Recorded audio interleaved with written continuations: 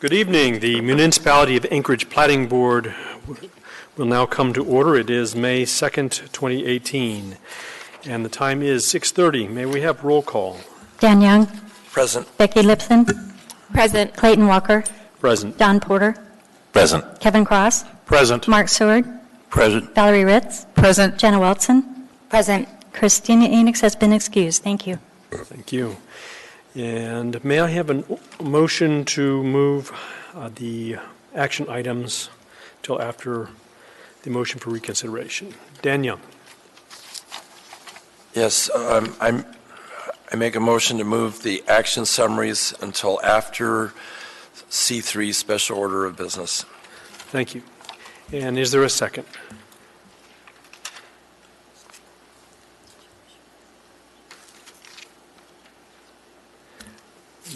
She didn't get your recording. Did you push the button? Yeah, you did. Want me to do it again? And the motion has been seconded by Valerie Ritz. And would you like to speak to your motion? Yes, through the chair. The action summaries are may be dependent on the reconsideration case under special order of business, and that's why I made the motion to move this item. And is there any opposition to the motion on the floor? Seeing no opposition, the motion passes. We will now turn our attention to the minutes. We have minutes from April 4th. May I have a motion to approve the minutes as drafted?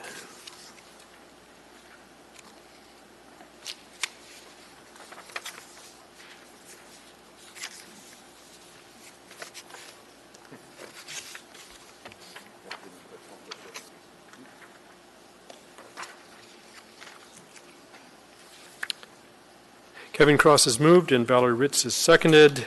Are there any amendments or changes that anyone is requesting?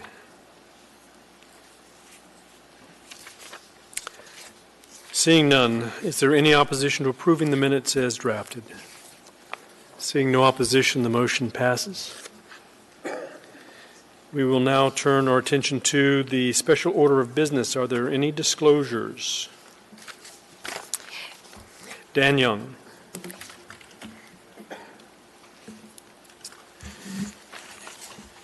Yes, through the chair. In the case S12380, the reconsideration, I had a brief ex parte discussion with the S4 group after the last month's hearing. I was not present for the hearing, therefore I request to either be recused or allowed to abstain from voting. Thank you. Are there any other? I guess we'll go ahead and vote on that first. May I have a motion directing Dan Young to participate in case S12380?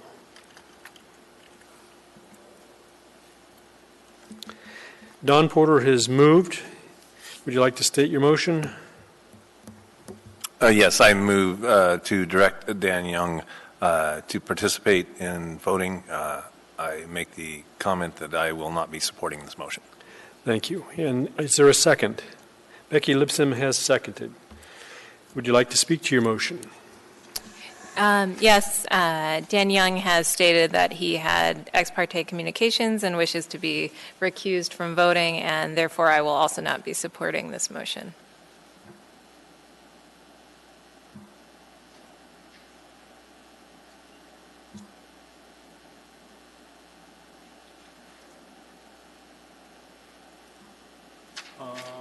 Thank you. Are there any other findings on the motion? Seeing none, I'll call the vote on that.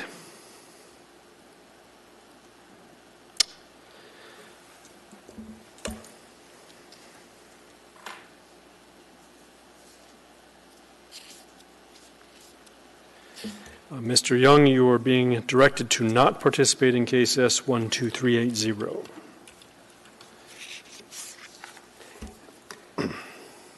Do you have any other disclosures? Yes, through the chair.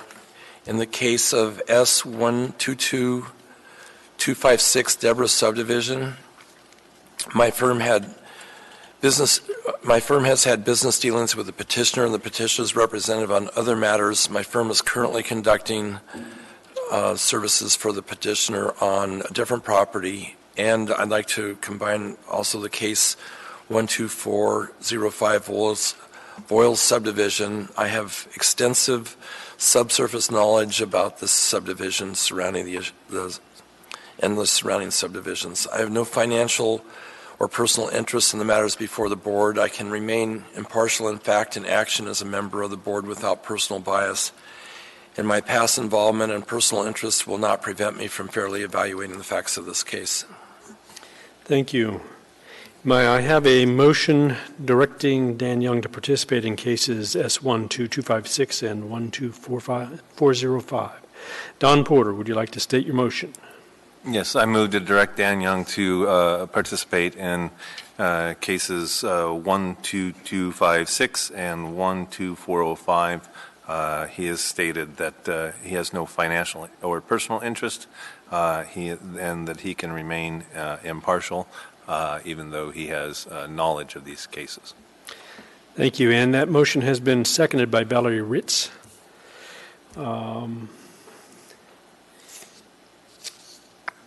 Is there any other findings that anyone would like to offer? And then we'll call the vote.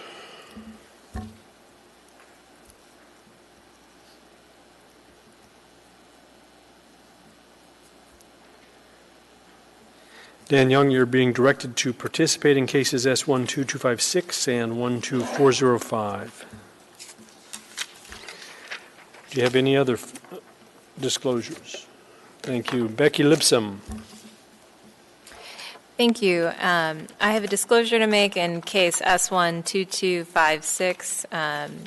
My firm, Ashburn and Mason, represents the petitioner in other matters. I do not believe we represent them with regard to this specific matter, but I'm unaware of that. Given the nature of our client relationship, I would ask to be recused from voting on this matter.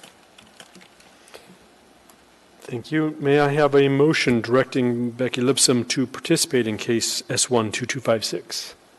Kevin Cross, would you like to state your motion?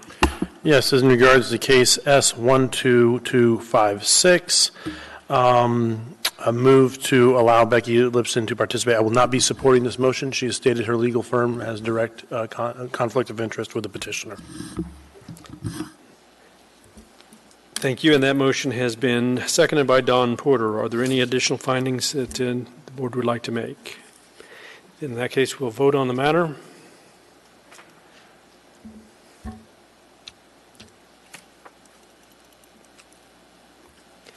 Becky Lipsum, that motion has failed, and you are directed to not participate in case S12256 and to recuse yourself while it's under consideration. Do you have any other disclosures, Ms. Lipsum? Thank you. Mark Seward. Through the chair of the board, in case S12405, I must recuse myself from voting or participating in that case, as I have a direct financial interest as the petitioner's representative. Thank you. May I have a motion directing Mark Seward to participate in case S12405?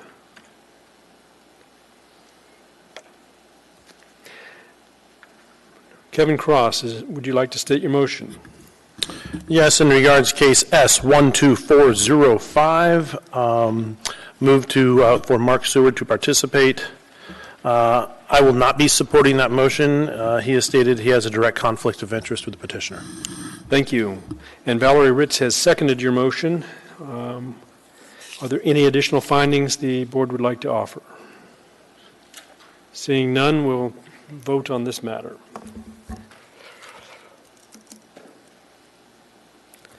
That motion has failed.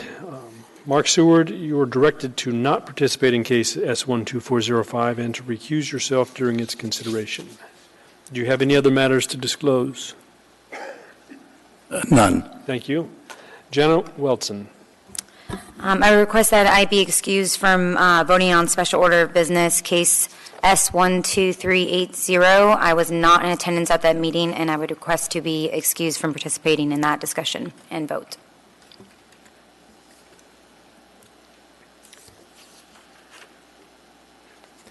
Do you have, Ms. Wilson, do you have any financial interest in the matter? No. So it'll be sufficient if you simply abstain. Abstain is fine. That'll be fine. Do you have any other disclosures to make? No. Thank you. And Dan Young? Oh. You know more?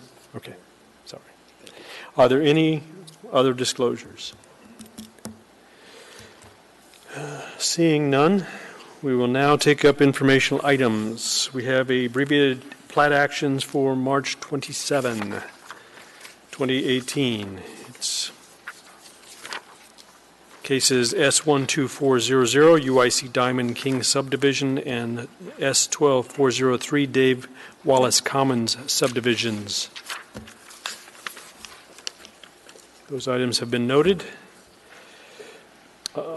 We'll now take up the special order of business, case S12380.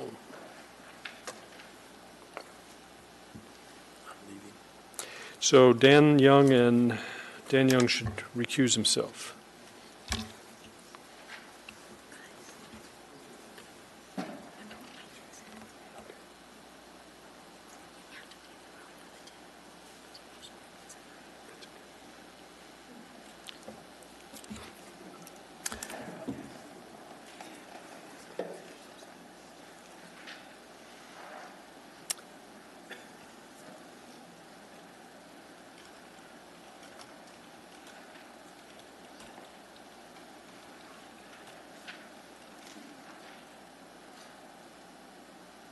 Okay. Does he state his motion? Kevin Cross. Yes, regarding case S12380, to subdivide 2 lots and 4 tracts into 10 lots and 2 tracts with vacations of a 20-foot right-of-way north of tract F1, plot 7280, and a 20-foot right-of-way south of tract B per plat 71-191, and a variance to construct a portion of Bernard Drive. I have a motion for reconsideration of vote. And that motion has been seconded by Becky Lipsum. Would you like to speak to your motion? Yes. Last month when we went through this, I want to point out that in the notes, the April 4th, 2018 notes, that every single one of the statements given by our board members, they all wish that they had more information. Every single body said that we turned it down and we voted no, but we really wish we had had more information. So rather than put additional burden on the petitioner to go through the appeal process and additional delays and financial constraints, I feel as a board we should just get the information we need to make an informed decision rather than deny them.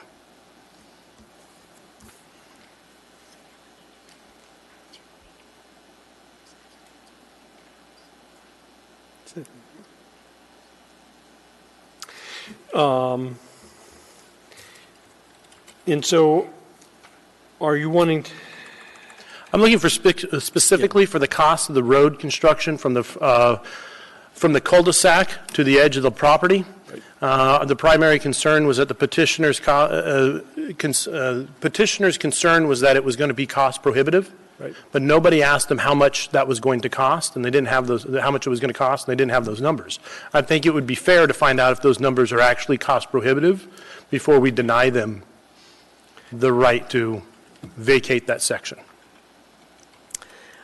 I understand the concern on that. I'm not certain that we are in a position of being able to request that kind of information from parties. All right. That they would have the right to offer or seek an appeal based on new evidence.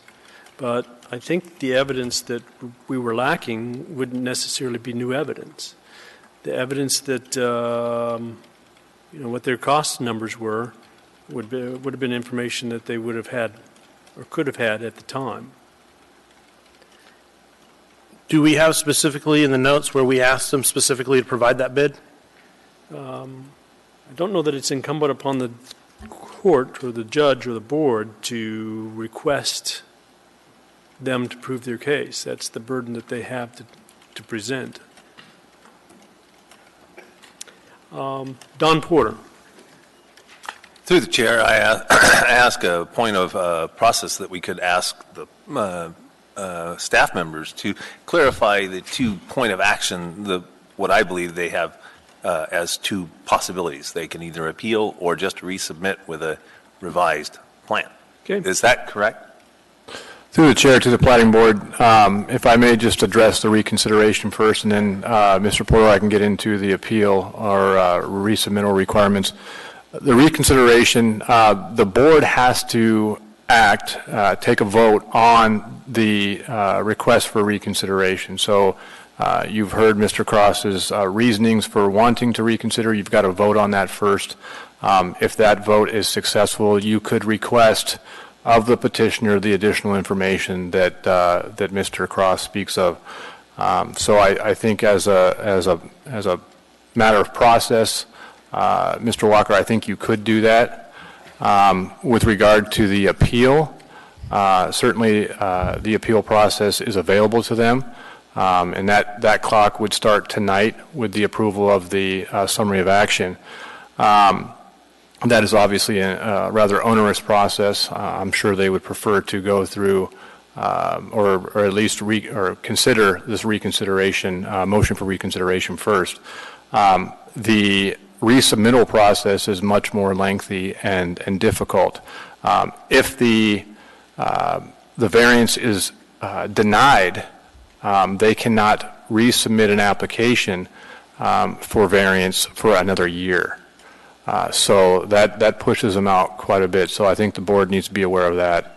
That is essentially, I would say that the petitioner would think that was a deal breaker for them, and to come back a year later is certainly an onerous process as well. So I'd be happy to answer any other questions, process questions the board may have.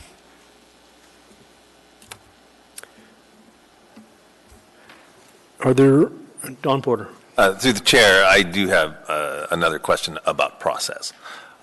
So with this reconsideration, can we specifically give the information that we want as part of this reconsideration?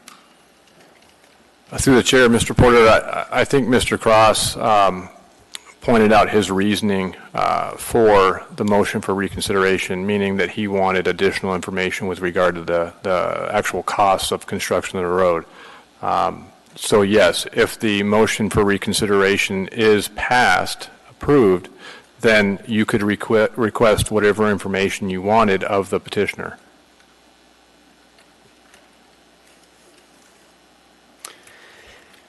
Thank you. And does it bring any other questions for you, Mr. Porter?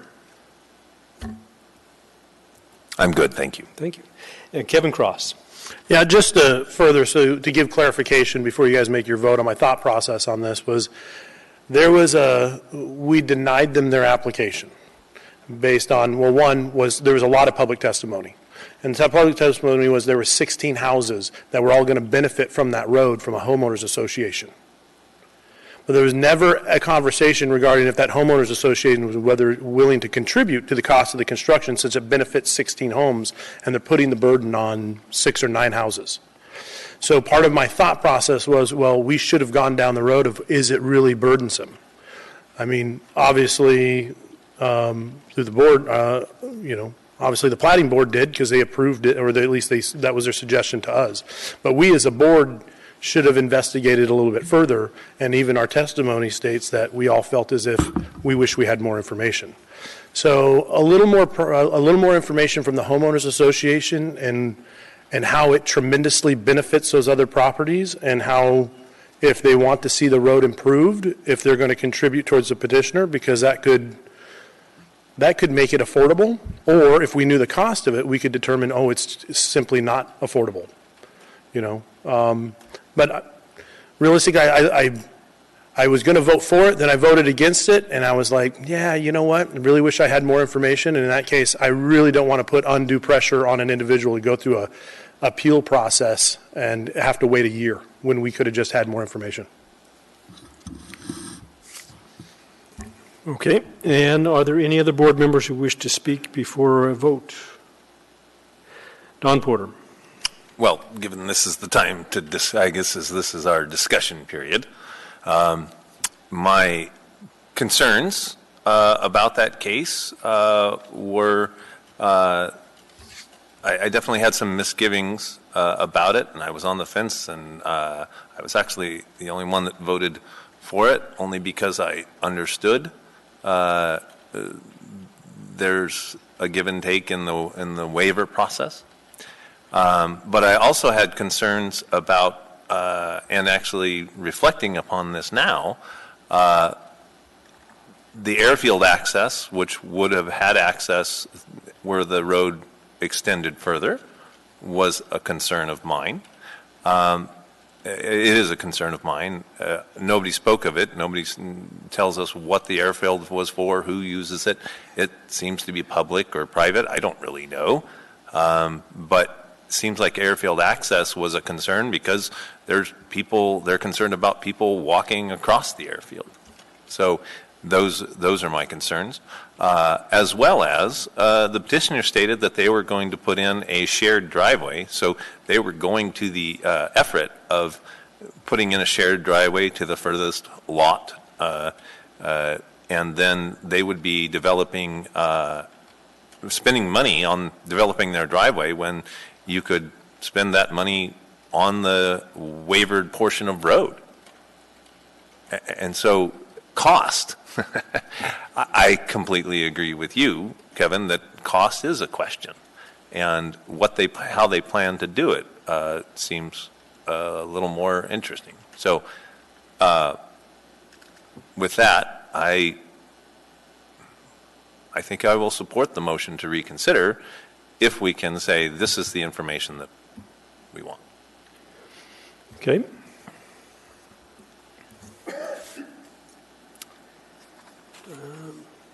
Are there any other findings people would like to offer?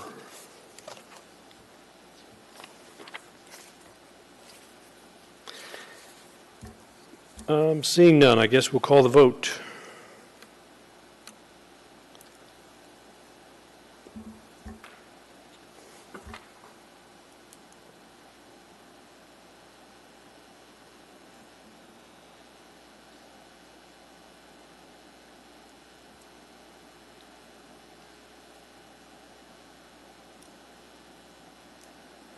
So that was a 3-3 vote, and the motion has failed.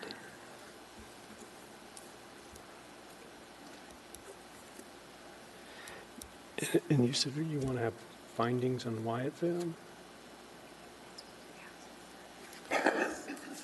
Who's asked for that? Legal? Okay. Okay. And we will now move on. I guess we can bring Dan Young and Jenna Wilson back in.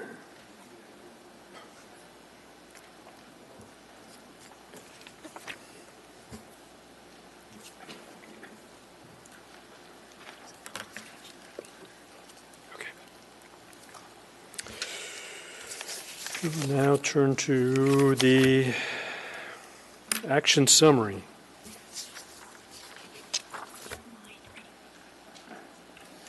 Sure. While we're waiting on them, we'll cover the appeal process. Any individual may have appeal rights relating to any action the Platting Board takes. Appeal of this decision or any of the conditions is governed by AMC 2111-304. The decision of the board at this scheduled public hearing shall become final 7 calendar days after the date the decision is made on the record, unless a written request is submitted to the Planning Division prior to the expiration of the 7th day to prepare a written decision based upon the record made at the hearing, and the request is accompanied by a written notice of intent to appeal. Adoption of the written decision by the Platting Board becomes the final appealable decision. Within 20 days of the final appealable decision, an interested party must file with the municipal clerk either a written motion alleging new evidence or changed circumstances per AMC 2111-503, or an appeal of the board's final appealable decision per AMC 2130. We will now go to the action summary for Wednesday, April 4th, 2018. May I have a motion to approve the action summary?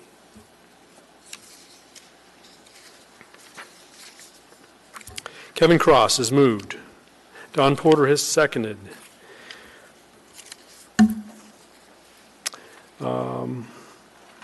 Is there any opposition to approving the motion? Seeing none, the motion passes. We will now take up case S12256, Deborah Subdivision Tracts D1 and D2, Block D, Spinell Homes, Inc. May we have staff's presentation? Thank you. Thank you, Mr. Chair. This is a request to subdivide 9 lots into 2 tracts with vacation of a 20-foot, 5-foot right-of-way along the north boundary of the subdivision and 10-foot utility easements in Block D. That's lots 1 through 7 and 10 per the original plat P349. So the petitioner wishes to subdivide, vacate right-of-way and easements in anticipation of future development. The petition site is located along North Juanita Loop. That's east of the Old Glen Highway, and it's in Eagle River. The property is currently zoned CEB3 Special Limitations. That's General Business District. And the proposed tracts, they meet the minimum lot size and width requirements of AMC 2110-7, and that's the table for Chugach River commercial, industrial, and overlay districts. There were no objections by any of the reviewing agencies. The petitioner has dedicated tract D2 as a greenbelt tract, as that tract is unsuitable for any future development and it's to remain undeveloped. There's a plat note 5 that states that. For the vacation request, the petitioner has requested the vacation of a 25-foot right-of-way, once again along the north boundary of the tracts, vacation of the 10-foot utility easement that are all located within the boundaries of the plat, and the petitioner wishes to vacate the rest of the utility easements that are internal to the subdivision. They're going to rededicate easements where the existing utilities are located. Under AMC 2115-130, the department has found that they meet conditions 1, 2, 3, 4, 5, and 6. The right-of-way is not listed in the classified listings of streets in the official streets and highway plan. The remaining property is served by existing right-of-way. The vacation of the 25-foot right-of-way will not deny access to any property. Tract D1 will access North Juanita Loop, and Tract D2 is a greenbelt tract. The 25-foot right-of-way to be vacated along the northern property boundary is a remnant from the original plat, and there is no realignment of right-of-way proposed. The petitioner seeks to vacate the 10-foot utility easements that are internal to the subdivision. Those generally run north, south, and east-west along the lots edges. Those provide a 20-foot in total utility easement. Once again, the reviewing agencies had either no comment or no objection to the vacation requests. Therefore, staff believes that the right-of-way and easements are in excess of municipal need and recommends approval of this vacation subject to conditions found on A of page 11 of the staff report. And the planning staff also finds approval of the plat for 18 months subject to the following conditions. That's B1 through 6, located on pages 11 and 12 of the staff packet. The petitioner's representative is here, and I'll be able to answer any questions you may have. Thank you. Does the board have any questions for staff at this time? Seeing none. The procedure by which the public may speak to the Platting Board at this meeting is, after the staff's presentation is complete on a public hearing item, I will ask for public testimony on the issue. Persons who wish to testify will follow the time limits established in the Commission Rule of Procedures. Petitioners go first. including their representatives. They have 10 minutes. They may reserve part of their time for rebuttal. Representatives of groups, community councils, and PTAs are each given 5 minutes, and individuals are given 3 minutes. When your testimony is complete, you may be asked questions by the board. You may only testify once on an issue unless the board questions you further.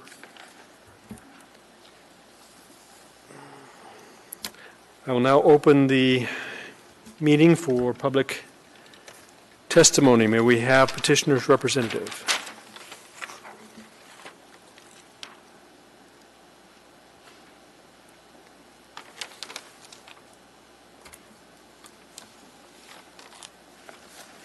Good evening, Mr. Chairman, members of the board, planning staff, professionals. My name is Tom Dreyer, and I'm with the S4 group. We represent the petitioner tonight, Spinell Homes, in the case of DeBoer subdivision. With me tonight is also Brandon Marco and Craig Bennett with Triad Engineering and S4 group.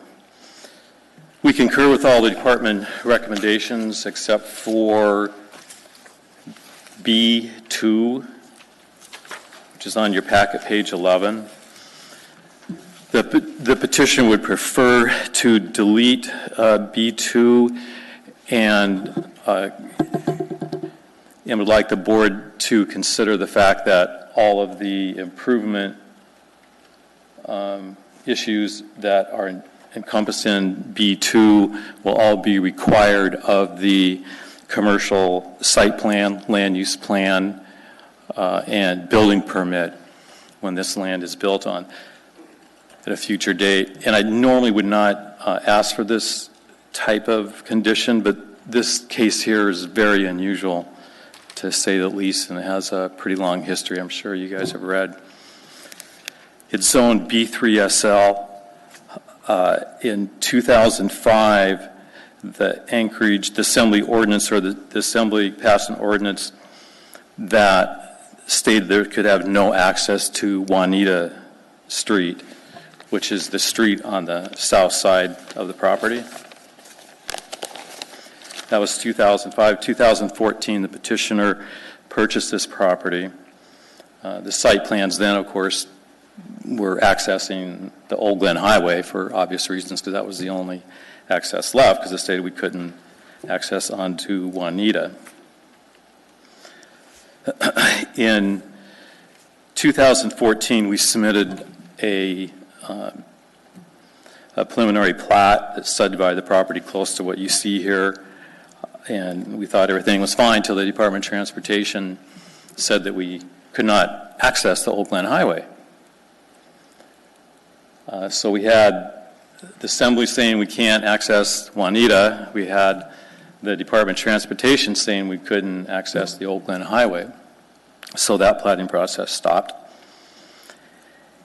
And then in 2016, the petitioner amended through the Assembly process the AO to allow access to Juanita, and that was in 2016. So, and then in 2017, the petitioner, Mr. Spinelli, obtained authorization from the Corps of Engineers to move and improve the stream location.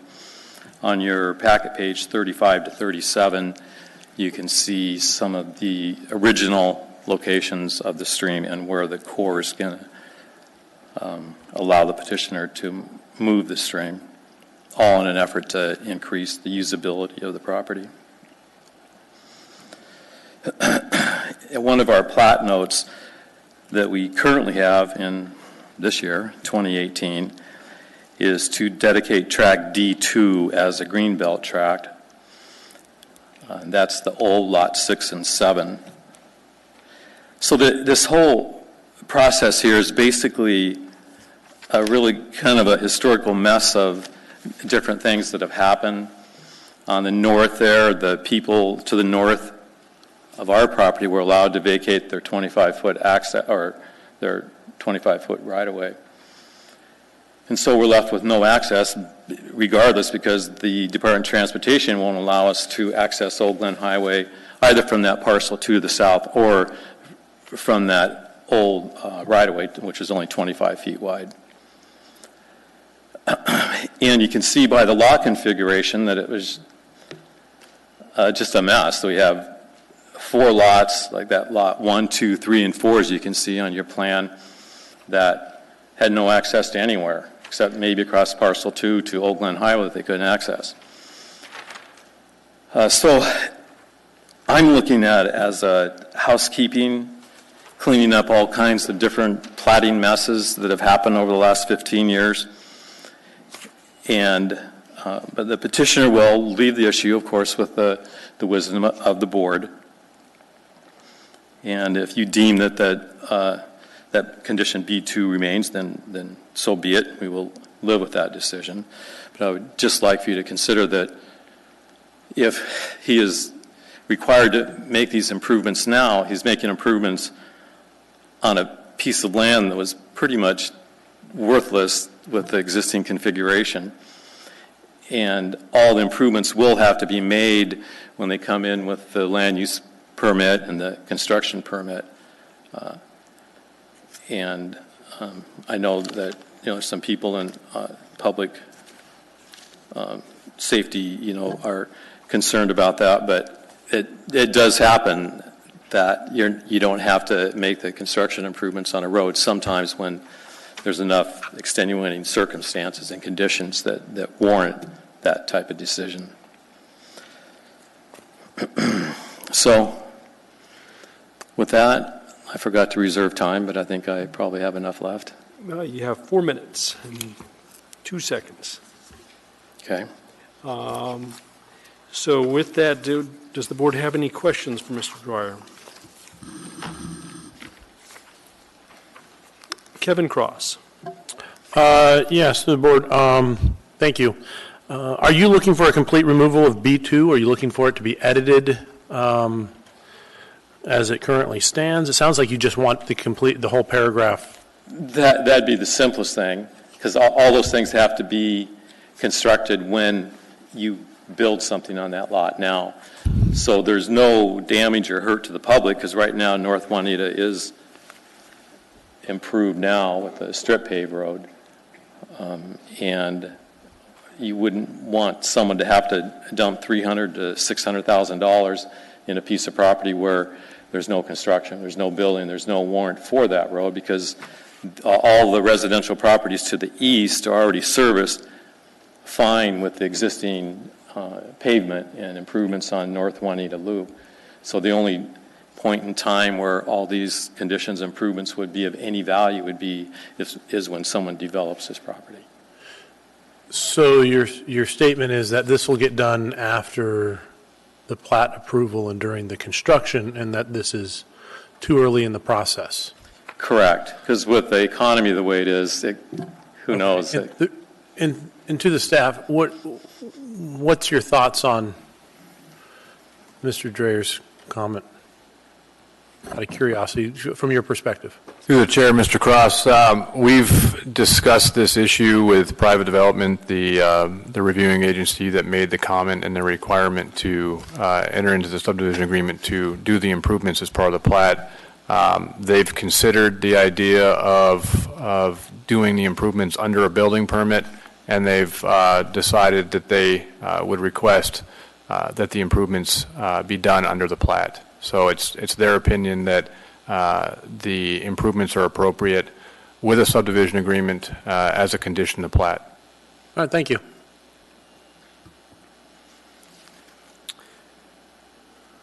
Don Porter. Through the chair to the staff, would it be appropriate to use the language resolve with private development the need to enter into the subdivision agreement? Through the chair, Mr. Porter, you could say that. I don't know that it's beneficial. I think that staff has tried to resolve it with with private development, and I don't know that their position is going to change. Certainly, you could make the amendment to the condition that that they resolve it, but ultimately, I don't know that it's going to change.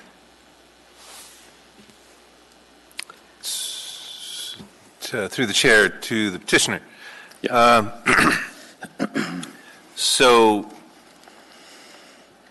it's a matter of timing because of the 18 months? It's a matter of the timing, correct. Yeah, because, right, as I stated before, it's a lot of money to put on a piece of property before there's any construction or before there's any even need for those improvements. It's a little different of a situation here where there is an existing road that's servicing all the development to the east there. And to build these improvements here would only benefit if there was commercial development there. There would be no benefit without the commercial development. So, and also in consideration of the developer, how much of a mess he's cleaning up by moving the stream in a better place so there's more land to build developments on. And the fact there's just a lot of mistakes made in the platting of this property in the future, in the past. And I guess I would seek some consideration for that. There's no harm to the public in developing this at a later date when there's actual construction. Because we all know the economy, it could sell tomorrow and everything would be great and it'd be built, or it could be another 8 years. I guess it depends on the price of oil. And Jenna Wilson. Yeah. And we have talked with, like I mentioned before, we talked with private development about this. Jenna Wilson. Hi. What point in the process do you think you're going to relocate the stream? Is that one of your first steps? Yeah, that's one of the very first steps, actually. Okay. The stream's going to be relocated, and then part of it's going to be, it's on your pages back there somewhere. And now I just don't know how big of a stream this is. Is it, like this big, or do we have fish going down it? What kind of stream are we talking about? He already has approval for the improvements he's going to make to the stream from the Corps of Engineers. I saw that. He's been working with them for a couple of years on that process. So the stream is, it's small. I don't know, it's like this wide or so. Yeah. Okay. And it's in an inopportune place for anybody. And then he's replacing that. He has to create some wetlands, and I think that's on page 37 or somewhere in there. How much money do you think that's going to cost to relocate that stream? I don't have that number. Yeah. Okay. Thank you. Yes. And what's the timeline on relocating the stream and putting in the wetlands? That's going to happen this summer. He's going to start on that right away. And those are deadlines imposed by the Corps of Engineers? Yeah, they have. Well, no, it doesn't have to happen this summer. I think there was 18 months. And there is a deadline on it by the Corps. Are there other steps or impediments in your way before you can get to, you'll be prepared to move forward with constructing? No, that was the only one. Can you speak to how it might be impractical or unreasonable to the general public to have those improvements put in now? They would serve no purpose, I guess would be my main answer to that question, is that they're because you have that whole road in North Juanita, and I think it's South Juanita, it's all the same. It's about a 22-foot wide strip paved road now that is serving and functioning who it's serving, which is all the residential properties. So this here, we're just at the very end.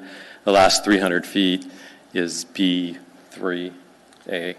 So in your opinion, B3SL, I'm sorry. So in your opinion, granting this specific variance would not injure the public in any way? No, not in any way.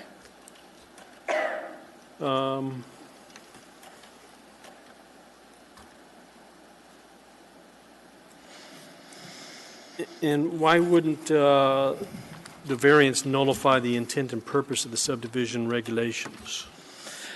Because of the extenuating circumstances of this subdivision, and usually one of the things that's referred to is, why is this property different than all the other properties.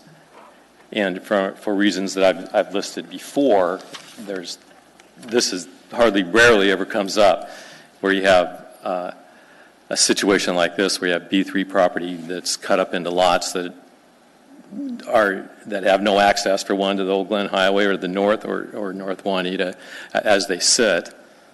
As you can see, like lot 1, 2, 3, 4 have no access. So it's a very unique situation. On the northeast corner, the situation there is that it's a very steep area, as you can see on the topo map. And that's one of the reasons why it's not being able to be developed. And that's why we're leaving that as a green belt with a conservation easement over the top of it. Okay. Kevin Cross. Thank you. In regards, again, to removal of B2, as it states in the second half, the agreement should also include traffic control devices, street signs, monuments, drainage facilities, utilities, and any traffic section improvements required for the requirement public Class A area improvements. Wouldn't having these things in place prior to construction facilitate better traffic flow, considering that if you were to build and these things weren't in place, it could cause congestion? You're right on Old Glen Highway. You're right downtown Eagle River. I'm sorry, what was the question? Okay, those things in the last making last sure sentence. those things are done first and not. Yeah, like traffic control project. device, street sign. I'm curious if maybe that's their consideration. You're in the heart of downtown Eagle River. You've got a large project, making sure traffic control and devices and all these are done prior. Right. Yeah, the traffic control devices could be done now. That's true. All right, thank you. And like street signs, and the other things are things we have to do just through the normal process, like monuments. We have to set the monuments according to the survey department. The traffic control devices and street signs make good sense if they need some updating there. And drainage facilities, we always have to do utilities. But then the traffic section improvement requirements for the required public Class A area improvements, that actually is kind of part of the top part of that paragraph. And so if that last piece about traffic section improvement requirements is left there, then that kind of instigates the whole ball and wax again. Now, when you enter into an agreement with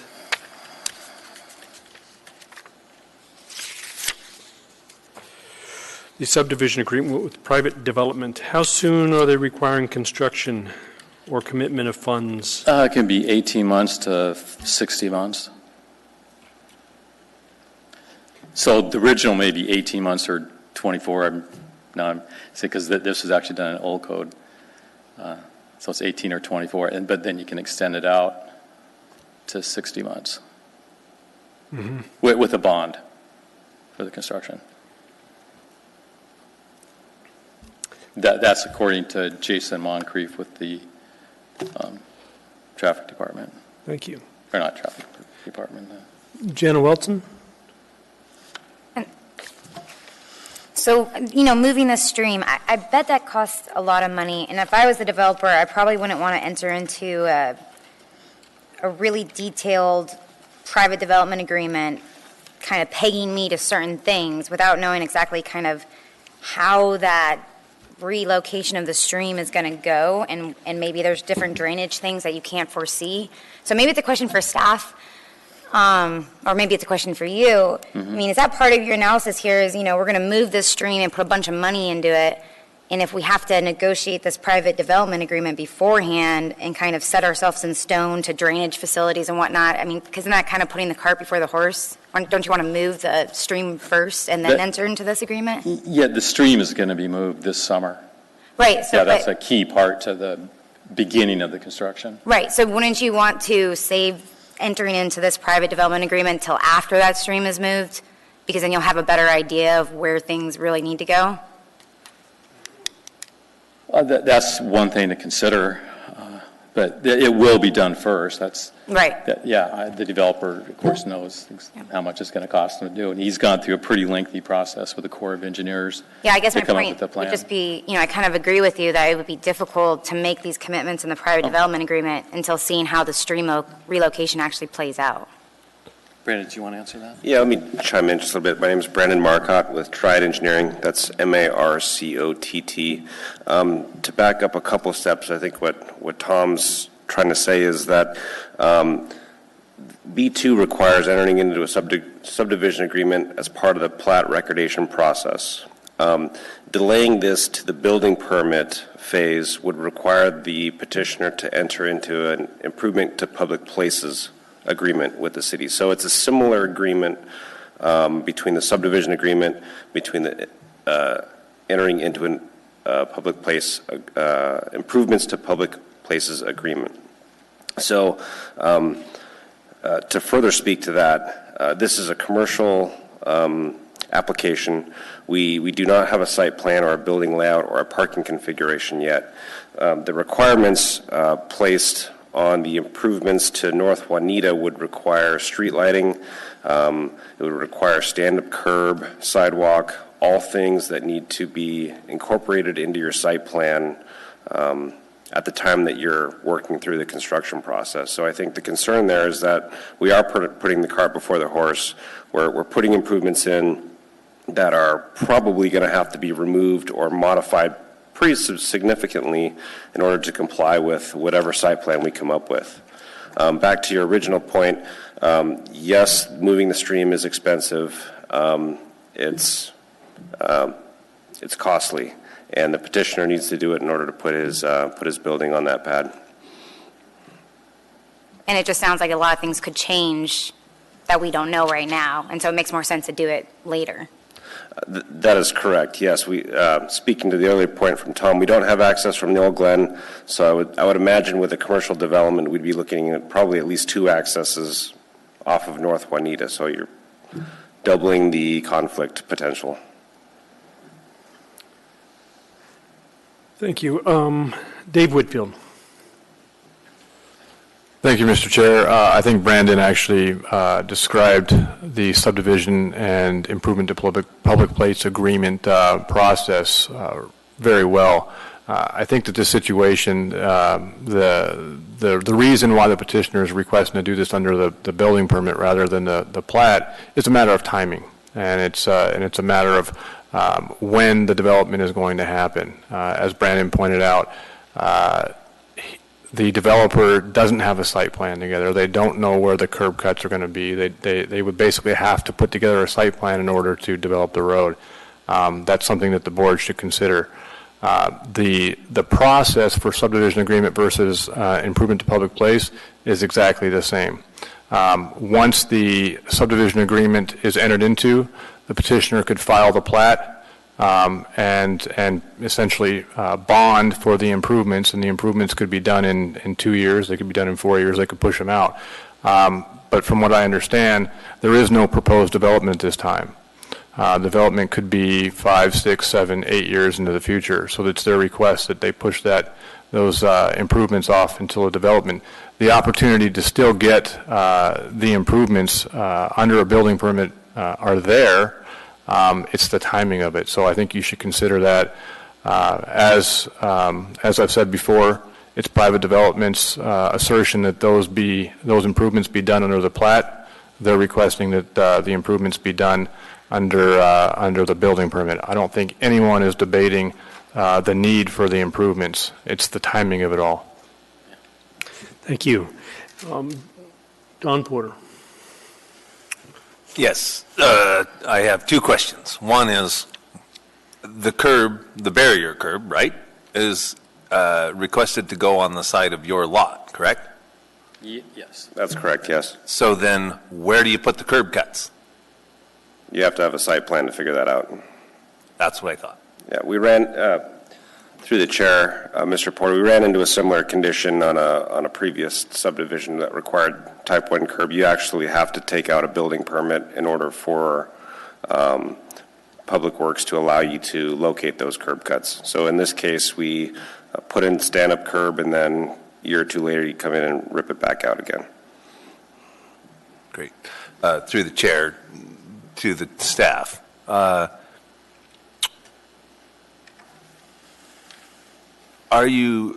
we clear that they would be required to do the same improvements on the public right-of-way if it were delayed, say, 5 years, and then went to development with, here's my curb cuts? Through the chair, Mr. Porter, yes, the same improvements would apply, assuming that the code does not change, that, would change the required improvements. I think the improvements are there, the need for the improvements, the requirement for the improvements are there, regardless of whether it happens under the building permit or the plat. Thank you. Dave Whitfield,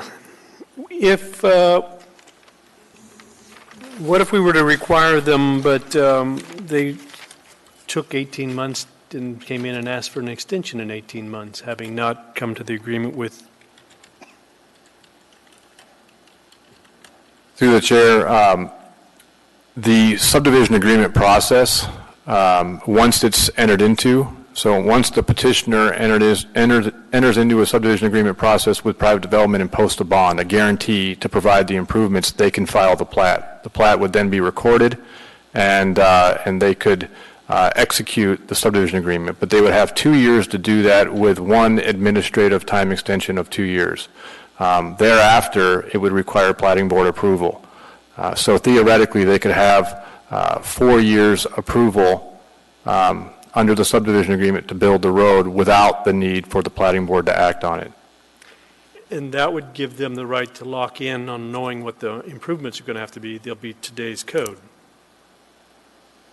Through the chair, yes, you would be under today's code as explicitly written in the condition. Otherwise, they take the risk of code changes if they wait to make these. That is correct. Okay. Thank you. Don Porter. I apologize through the chair. But posting the bond is not cheap, correct? Through the chair, Mr. Porter, typical bond is roughly 115% of the estimated cost of improvements. Okay. Right. Thank you. We will now take testimony from the public. Are there any members of the public that have come tonight to speak on this matter?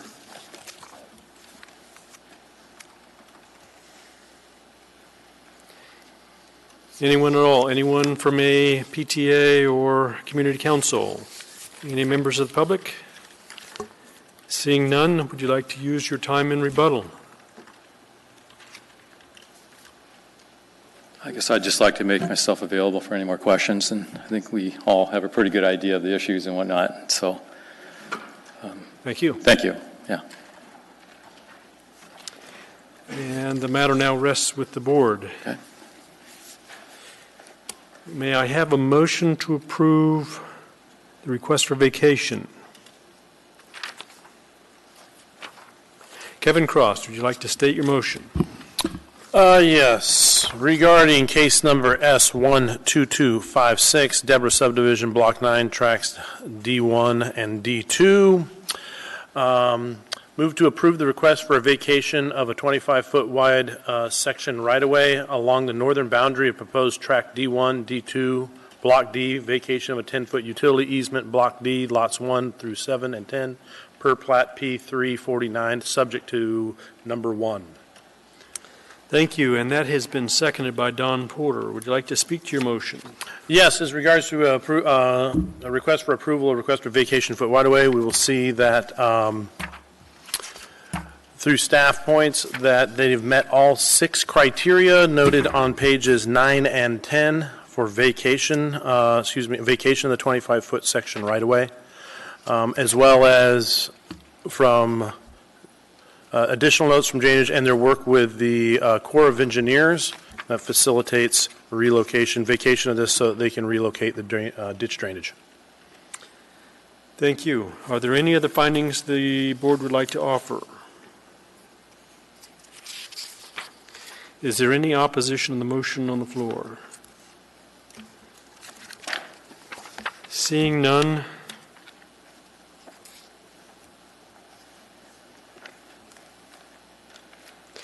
the motion passes. May I have a motion to approve the plat for 18 months subject to conditions?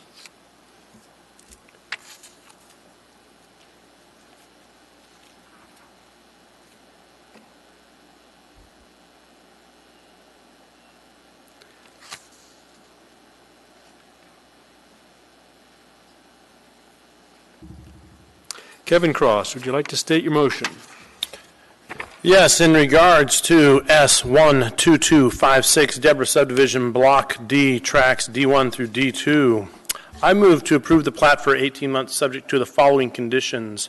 Number 1, excluding number 2, number 3, A, B, and C, D, and D, 4, 5, and 6, 6A, and 6B. And your motion has been seconded by Don Porter. Would you like to speak to your motion?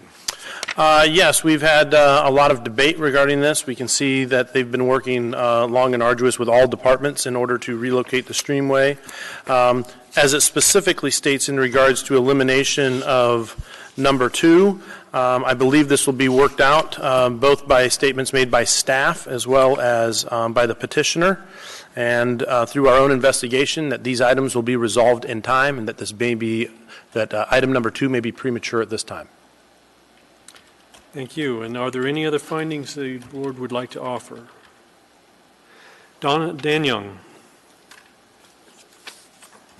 Yes, through the chair, I want to note that there was no public comment tonight, and there's no public comment in the packet, that there's an affidavit that this was adequately noticed, and that the approval criteria for 21.03.200C.9, that the conditions for approval have been met. Do you want me to read those? That's good. And Don Porter. Yes, I just wanted to point out that I intend to support this motion. I am in agreement with Kevin Cross's statements, specifically that staff has let us know that the improvements would be done just later at a time, and so there's no question that the road would be improved to the municipal standard. Further, depending on time of development, if code changes, when they put the road in, they will be putting the road into the current standard, not to the old standard, because maybe it was 5 years and somebody made a change. Thank you. Just a point of order I'd like to put on the record. Becky Levison has not participated in this hearing, but if we could have you at least recuse yourself during the voting process, it would probably be good. Sorry, I forgot that step.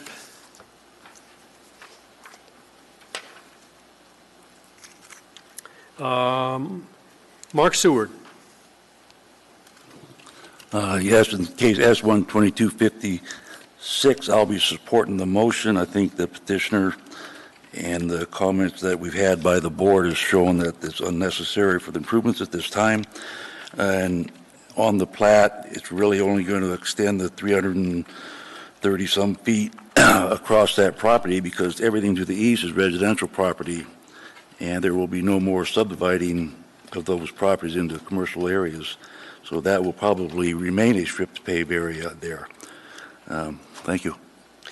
All right. Yeah, I would also like to find that there are special circumstances affecting this particular parcel of land that makes it unique, out of control of the owner. They were deprived the right of access to land because the Department of Transportation cut off Old Glen Highway as their single point of access. Granted, they purchased the property with no access to Juanita, but when they did so, they had access through Old Glen. That's a changed circumstance over which they had no control, and it makes it impractical and unreasonable to have developed this property. Those are circumstances that make it much more difficult, justifying a variance in their case.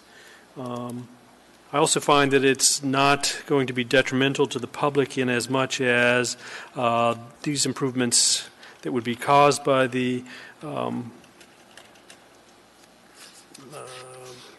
planning department aren't scheduled, well, they aren't there now, and the public is under no more harm than they are as it sits today.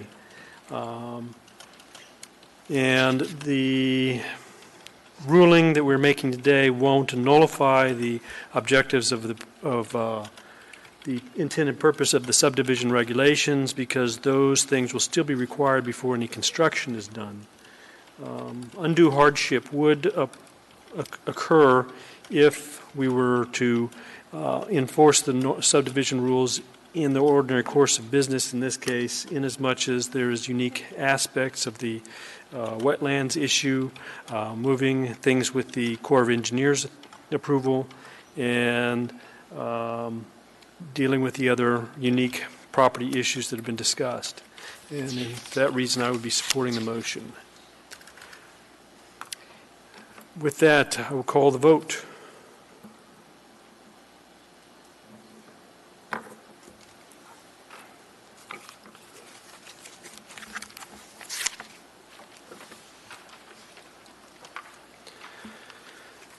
Okay. We will now take up case F1B. May we have Becky Lipsum to return to the room. Can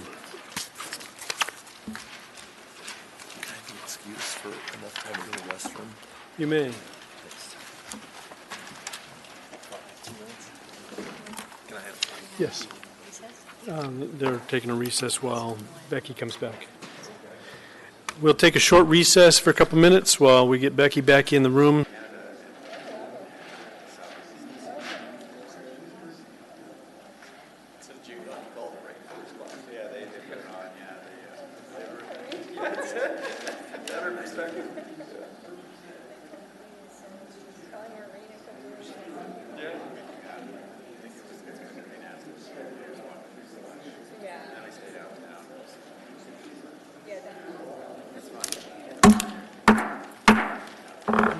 The meeting will return to order, and we will now take up case S12405, Voiles subdivision.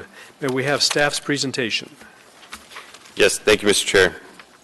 This is a request to subdivide one lot and 2 tracts into 2 tracts with vacation of a 33-foot section line easement along the northern lot boundary of proposed tract C1A1. This request is being made to consolidate the parcels, resolve access issues to tract C1A2, and to increase available development space on tract C1A1. The petition site is located north of the intersection of Old Glen Highway and Voiles Boulevard in Peters Creek. Tract C1A2 is zoned CEB3SL, and tract C1A1 is zoned straight CEB3. Special limitations placed upon tract C1A2 do not affect this subdivision.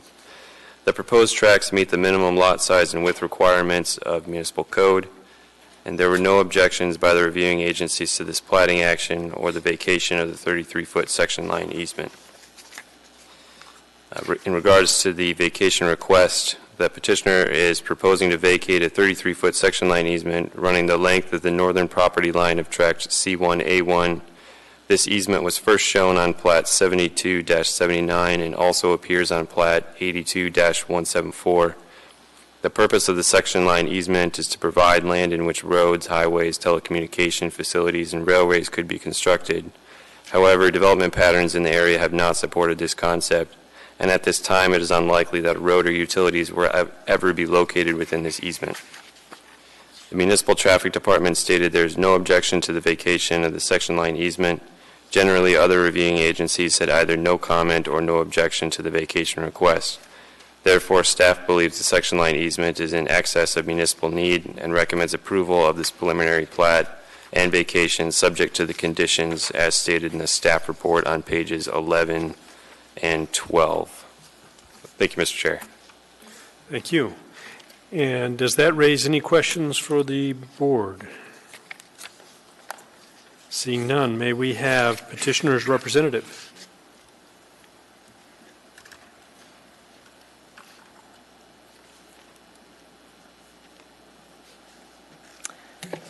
Yikes, I'm short.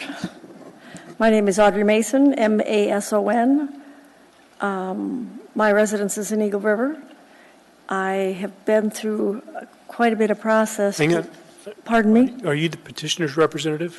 Pardon me? Are you the petitioner's representative? Yes, I am. Okay. I am indeed. Thanks. I've done most of the work on this. The petitioner is my sister who lives in Florida. And initially, when I talked to the Muni, the property behind, I don't know if you've probably seen this, the property behind had no legal access. They were cutting through Muni property for their access, and they were never stopped. I went to the municipality of Anchorage probably 2-3 years ago and asked them if this piece of property he drove through could be sold, and so they put it up for public sale. And at that time, I informed him it was available and that if he would not purchase it, that I would, in fact, so he had access. He was very excited about all that and did, in fact, purchase it. So he has access here. And that's the property. There's only properties on two sides. The property on the other side along Voiles is a church, and they have direct access off Voiles. So they have absolutely no need whatsoever for the easement. So with this replatting, no one has any need for it. There's absolutely no reason to have that access there. And in part of the process, we did obtain the approval of DNR, and we received approval of the Department of Public Transportation and Public Facilities. So that has all been taken care of.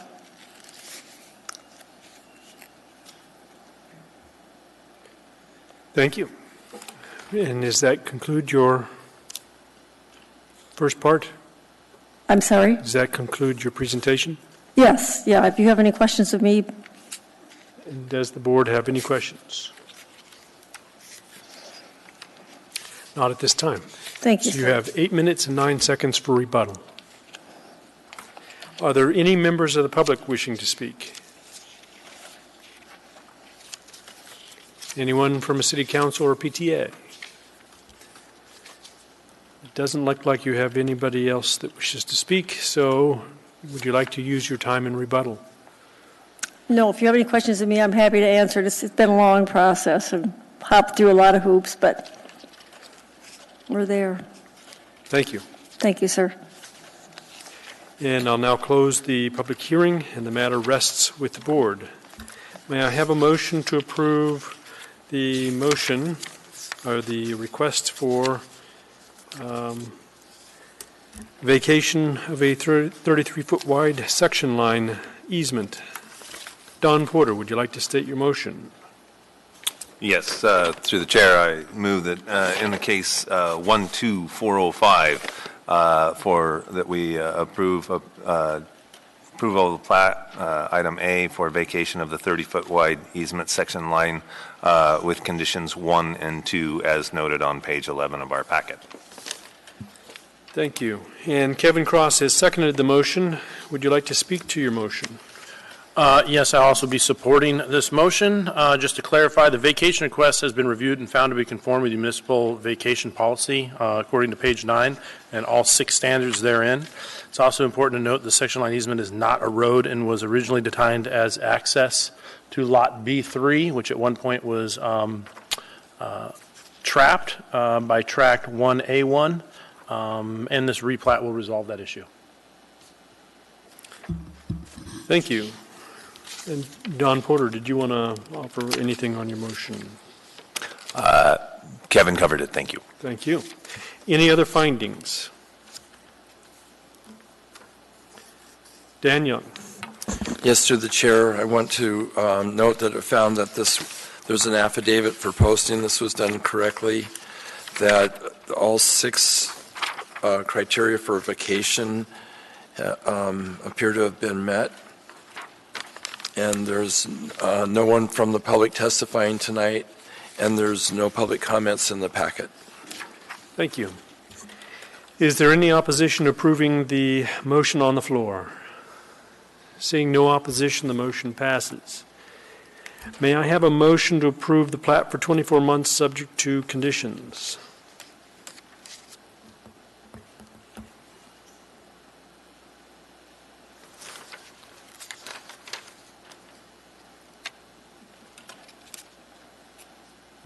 Are you ready?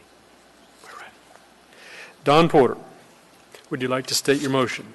Yes, in case S21405, I move for approval of the plat for 24 months, subject to the conditions 1, 1A, 1B, 1C, 2, 3, 3A, 3B, and all conditions C and 4. Thank you. Your motion has been seconded by Valerie Ritz. Would you like to speak to your motion? Yes, the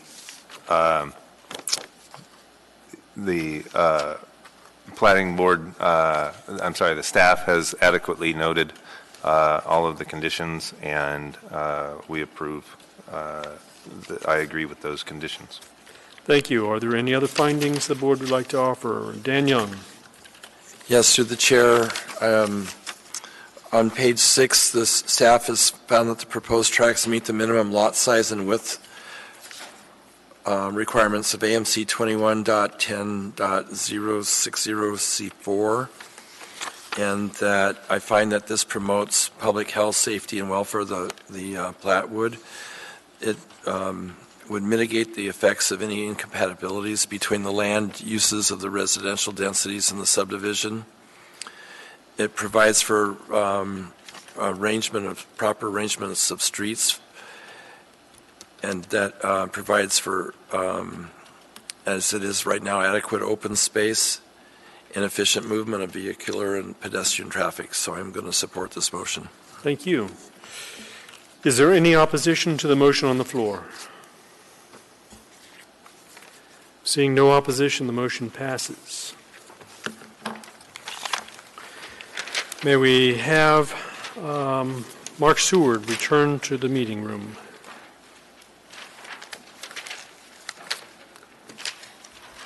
We will next take up case S12406, Jasmine Subdivision.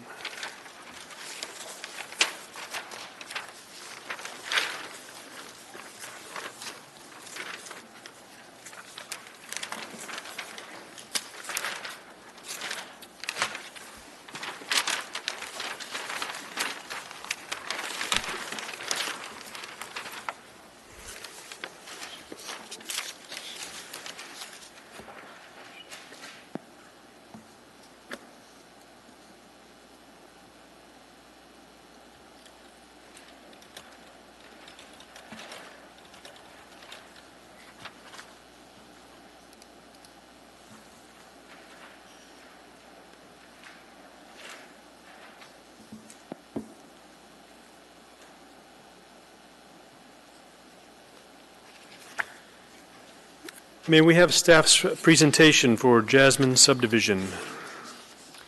Thank you, Mr. Chair. The petition site is located southwest of the intersection of Sumac Drive and Jasmine Road in Chugiak.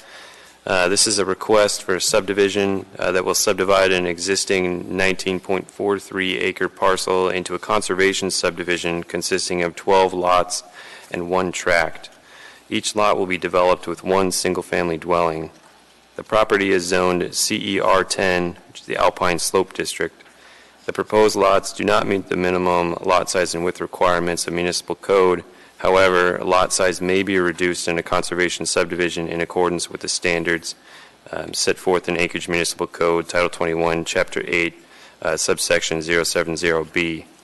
Mapped wetlands are present on site within proposed Lot 12. There were no objections by the reviewing agencies to this platting action. The minimum required lot area within CER10 district is 1.25 acres for lots with average slopes of 20% or less. All 12 lots within this subdivision have average slopes of less than 20%. The amount of reduction in these lots is required to be added to Tract A. The total amount of reduction in these lots is 3.8 acres. Tract A exceeds that amount by 3.11 acres to total 6.91 acres dedicated for conservation. The minimum required open space for 12 lots totaling 11.2 acres is 3.36 acres. Tract A contains 6.91 acres. The minimum dimension of the open space tract is 100 feet because this conservation subdivision is within a Class B district. Tract A does not have the minimum dimension of 100 feet. The distance between the western boundaries of lots 6 and 7 compared to the western boundary of Tract A is less than 100 feet. As such, it shall be a condition of the plat approval to correct the lot boundaries of lots 6 and 7 to provide a 100-foot minimum dimension for Tract A. Internal access to this subdivision will be provided via Jasmine Circle. Jasmine Circle is not yet constructed, but the right-of-way dedication shown in the preliminary plat conforms to municipal code. Jasmine Circle will be dedicated and built to the maximum cul-de-sac length of 900 feet. There is an existing 40-foot access natural gas and T&E easement dedicated through Plat 99-12. However, the existing driveway does not follow the contours of this easement. As a condition of approval, this easement shall be preserved but relocated to reflect the actual driveway contour. And it's important to note that no utilities have been installed within this easement at this time. And with that, staff recommends approval of this plat, subject to the conditions as stated in the staff report shown on pages 12, 13, and 14 of the staff packet. So thank you, Mr. Chair. Thank you. And does the board have any questions of staff at this time? Seeing none, may we have petitioner's representative?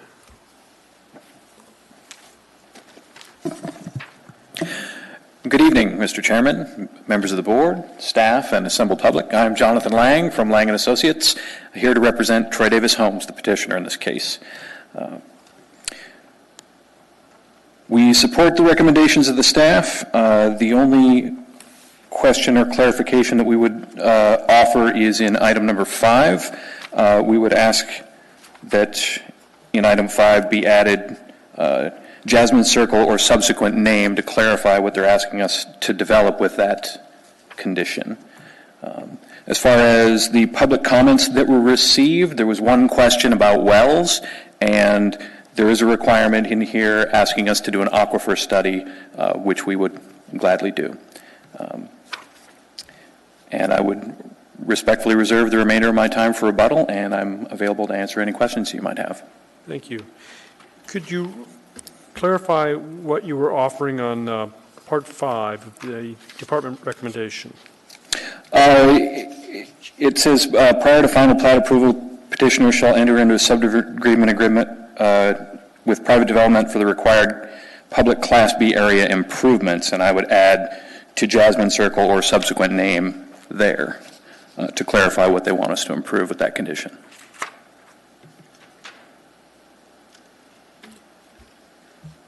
Okay. Does that, Dave Whitfield?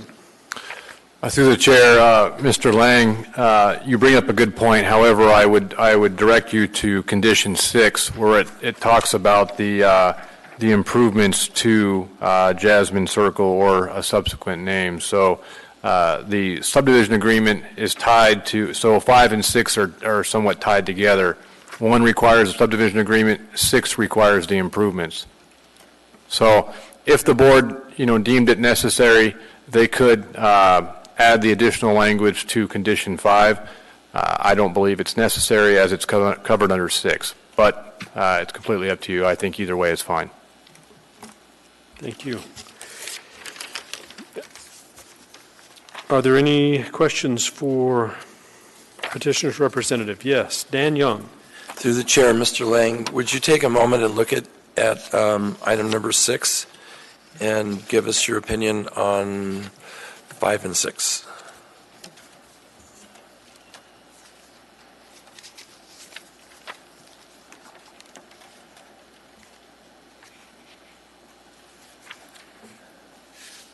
Through the chair, Mr. Young, as Mr. Whitfield had pointed out, number 5 is specific to the subdivision agreement, whereas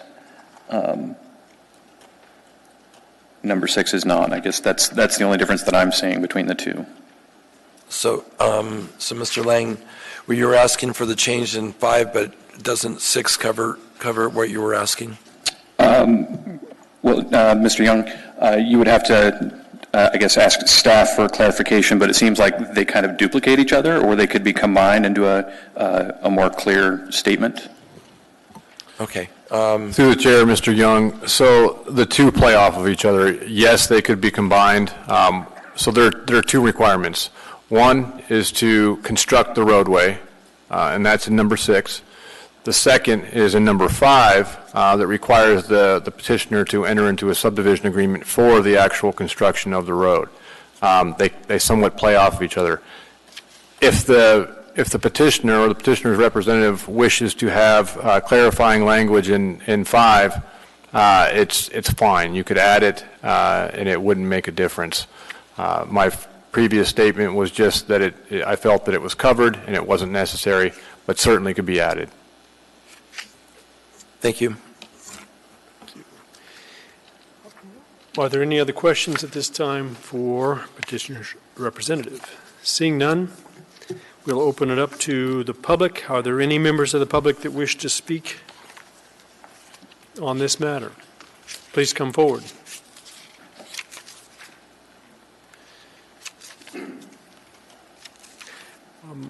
Are you here on behalf of a group, or are you on behalf of yourself? Here representing just myself, sir. Okay. Would you please state your name? William Geiger. And how do you spell your last name? Geiger. Thank you. You have 3 minutes.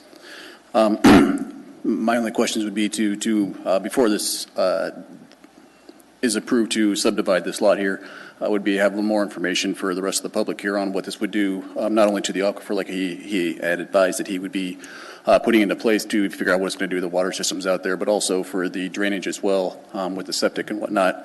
We don't have any public facilities out there for city sewage, so we'd want to make sure that it's not going to affect Little Peters Creek, which is just right down the hill from where this lot's being, excuse me. This is my first time being up in front of you guys here, so I apologize. I would want to know more about, I would hope you guys would want to know more about what this would do to Little Peters Creek and the surrounding ecosystem that's in that area as well. On top of that, myself and my wife, we moved out to that area because it is wide open, and we don't necessarily want a bunch of houses piled up on top of us being subdivided into these lots that are less than the minimum size. That'd be our objections to having this place subdivided. Thank you. And does the board have any questions for Mr. Geiger? I'm sorry. Did I get your name right? That is correct. Yes.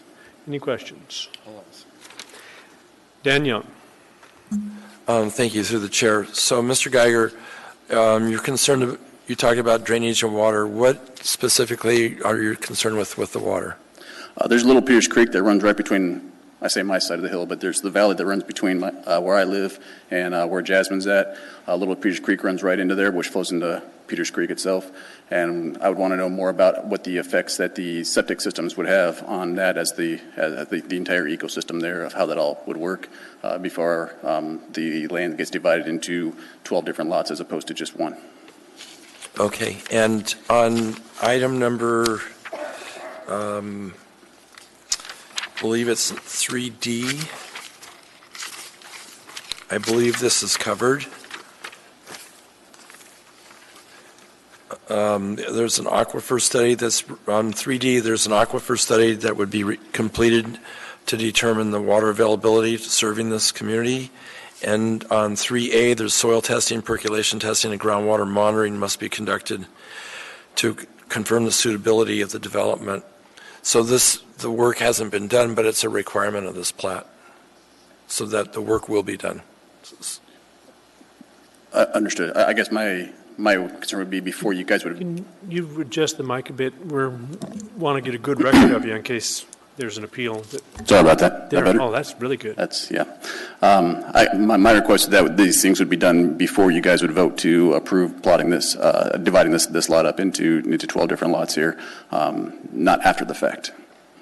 Through the chair, Mr. Geiger, these things are not typically done before, they're done after, and this is the order, this is a typical order that they're done.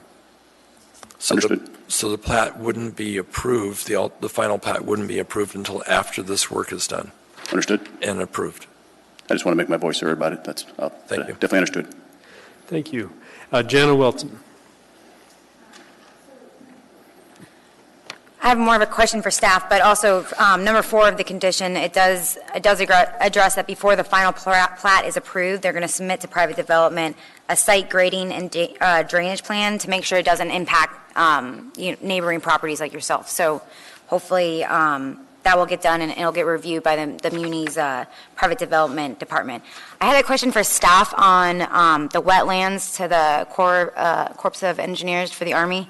So he hasn't submitted anything yet to the U.S. Army Corps? Through the chair, Ms. Welton, I believe that's a question for the petitioner to see if they've submitted anything to U.S. Army Corps of Engineers. We don't have any documentation of that. Okay, I'll save that for the petitioner. Thank you. Thank you. Thank you, sir. Do we have any other members of the public that wish to speak tonight?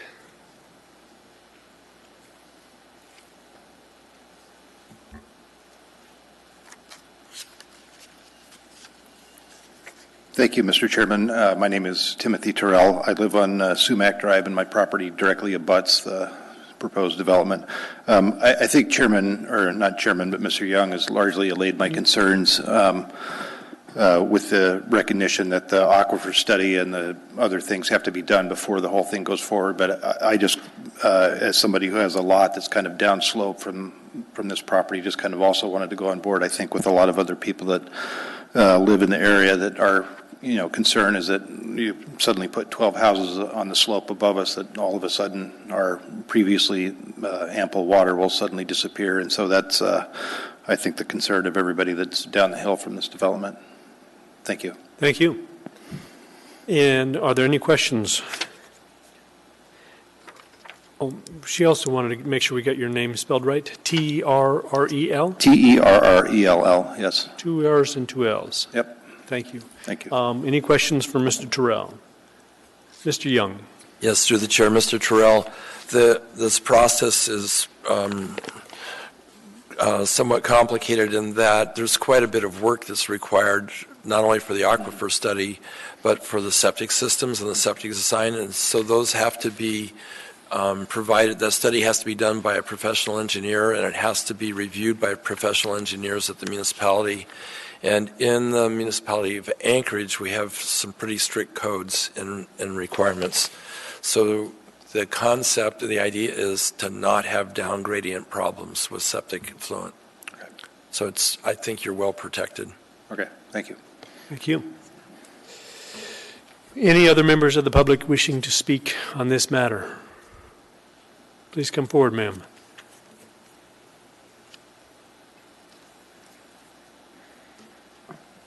Hi, my name is Emily Geiger, same spelling as my husband. We're new to this, so when he read this off, he said something about this being a conservation site or conservation property, so the lots could be divided smaller. Can you just explain what that means and why we would want them to be smaller than the normal lots in that neighborhood? The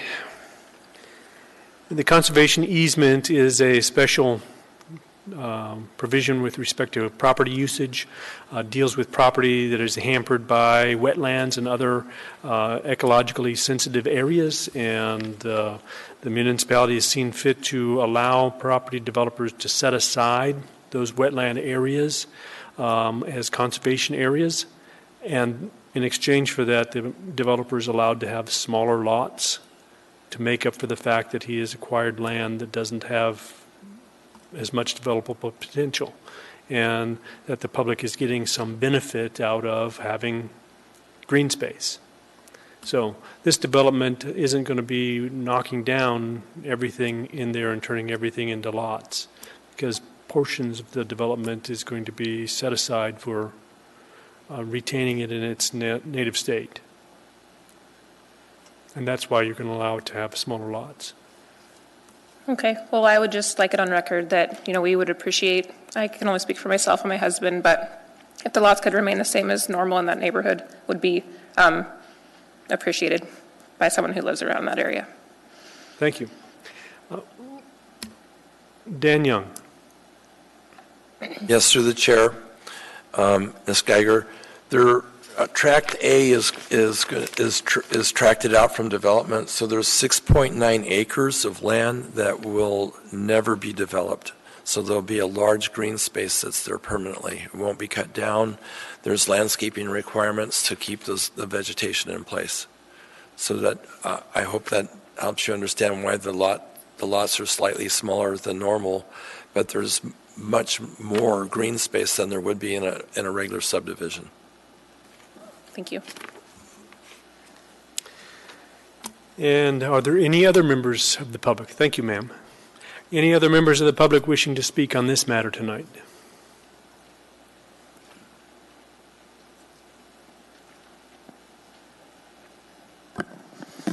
I'm Lillian Mercer, MERCER, and I have Lot 8 directly across the road. And, you know, that was actually designated, when it was donated to the Muni, it was actually designated as a parkland. And I was always told growing up there, I was born and raised on that lot, that it was not going to be built on because it couldn't maintain residents. And so to be told now that, yeah, it can maintain 12 lots along with wells and septic, you know, I know there's no water there. And for them to be getting being told that they can get water there, it's not going to happen. Everybody down the road's going to lose their water. And thank you. Jenna Wilson has a question for you. Do you have issues with your water availability now? We had 3 wells in the front of our lot drilled and never had water until we drilled the back side of our lot. Okay, thank you. And ma'am, do you know how deep you managed to go to get water in that area? The front wells were at least 200 feet, and the back well, I believe, was over 100. It was over 100 feet. Yeah, but you have plenty of water now? Now it does, but that's the very back end of the property. Okay, thank you. Mm-hmm. Any other members of the public wishing to speak on this matter tonight?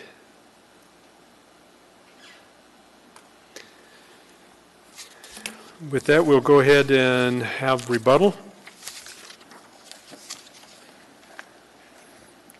Mr. Chair, members of the board, thank you. To address some of the concerns that have been expressed, first, Ms. Wilson, the wetlands are in the conservation tract, and so nothing we will be doing will impact that. Currently, the driveway for the neighboring lot crosses those wetlands, but again, that's outside the scope of what we're doing, so we won't be developing those wetlands at all. There won't be a necessity for any sort of a core permit for that. To address Mr. Geiger's concerns, this parcel drains, or is sloped to the north and to the west, as expressed on the first page of the packet, and Little Peters Creek is approximately 300 feet to the east of the parcel.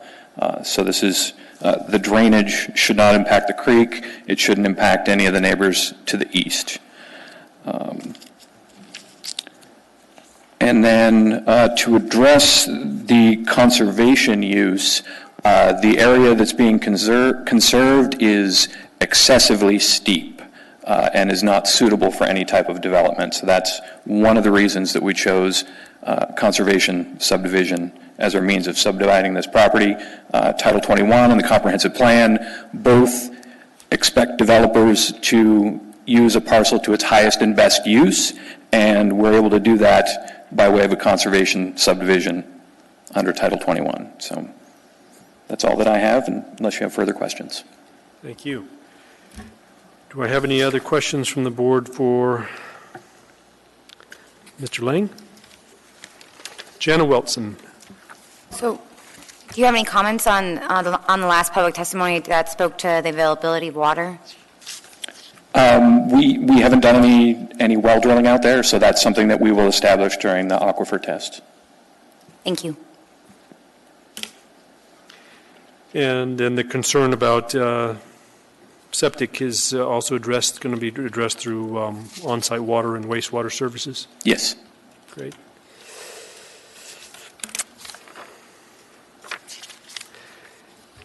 Yeah, are there any other questions from the board? Thank you, sir. Thank you. The matter now rests with the board as I'm closing the public hearing. May I have a motion to approve the plat for 24 months subject to conditions? Kevin Cross, would you like to state your motion? Yes, in regards to case S12406, Jasmine subdivision, a conservation subdivision of one or more tract into 12 lots and one more tract. Under department recommendations, I move to approve the plat for 24 months subject to the following conditions: 1A, B, C, D, E, and F. 2, 3, 3A, B, C, and D. 4, 5, 6, 7, 8, 9, and 10, choosing to leave 5 as it currently states. And your motion has been seconded by Don Porter. Would you like to speak to your motion? Yes. Specifically as it pertains to public testimony, because I see they've gone through the arduous task of complying with all the municipality requirements regarding a conservation subdivision.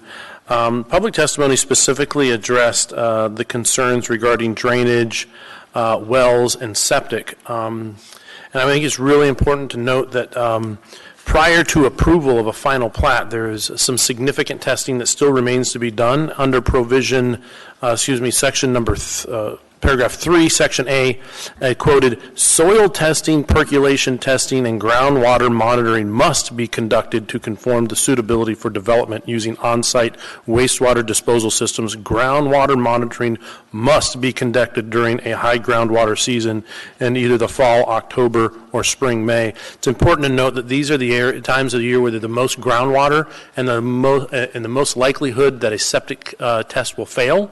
So they have some pretty stringent standards in there to make sure that the septic systems will perform during the areas of the highest levels of groundwater. Additionally, regarding the well drills, they haven't drilled any wells, but if they're unable to hit water, obviously final plat will not be approved. Within the municipality of Anchorage, it's a 0.75 gallons per minute, which is low, but for financing, typically it's a 3 gallons per minute, or they have to add storage tanks. So there's still a lot that has to be done, and the petitioner, according to this, still has, looks like the test they will have to qualify for before final plat address the public's concerns. So I'll be moving to support this motion. Thank you. Are there any other findings the board would like to offer at this time? Seeing none, is there any opposition to the motion on the floor? Seeing no opposition, the motion passes.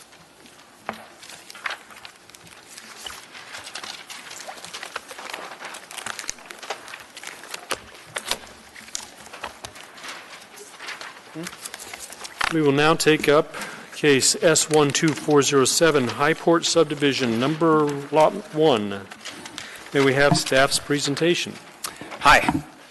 This is a request to subdivide 3 lots into one with vacation of half of the K Street right-of-way and vacation of a construction and slope easement. The purpose of the plat is to consolidate land in order to build a multifamily housing development in downtown. The property is steeply sloped downhill to the north towards Ship Creek. The grade is approximately 23%. The land is undeveloped and heavily vegetated with both the road and the property. Both the right-of-way and the property. West 2nd Avenue and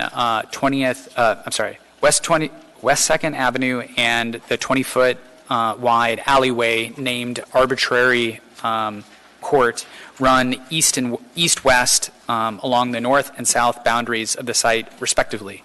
The K Street right-of-way alignment runs north-south along the west lot boundary, and the right-of-way is not constructed where abutting this subdivision. The preliminary plat shows the vacation of the east half, 30 feet of K Street right-of-way, where abutting the petition site. The west half of 30 feet of K Street right-of-way would remain intact because the property owners, there are two of them, on the other side have rights to that, and they're not participating in the vacation.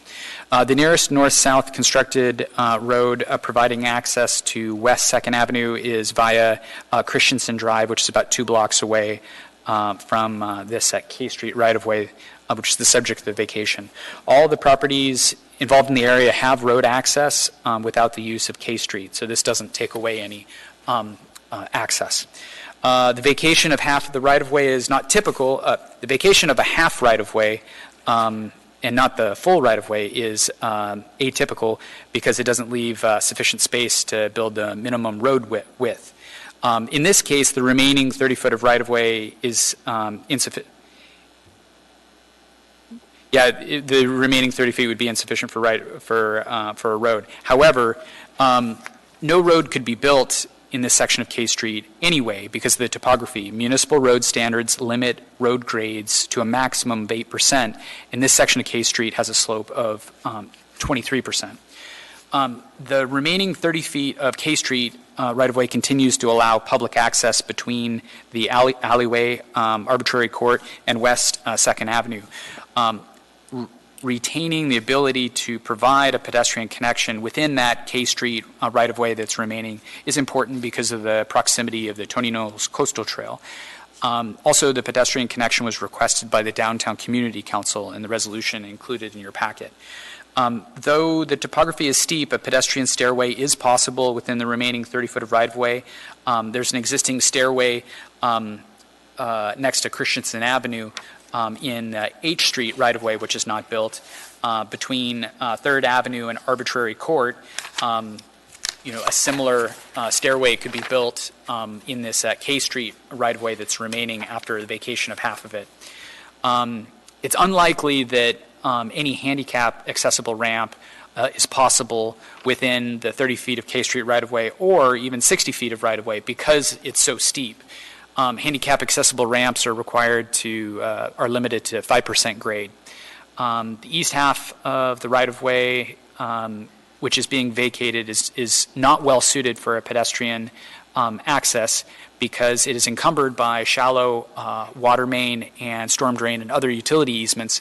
So the utilities that have rights to those easements do not want to see any encroachments into those easements. And so it's not really useful for anything but yard. Right-of-way in downtown serves as view corridors to Cook Inlet, the Alaska Range, and the Chugach Range. The Downtown Comprehensive Plan calls for public view protection. K Street serves as an important view corridor because of its proximity to the bluff with views of the Inlet, Sleeping Lady, and Denali.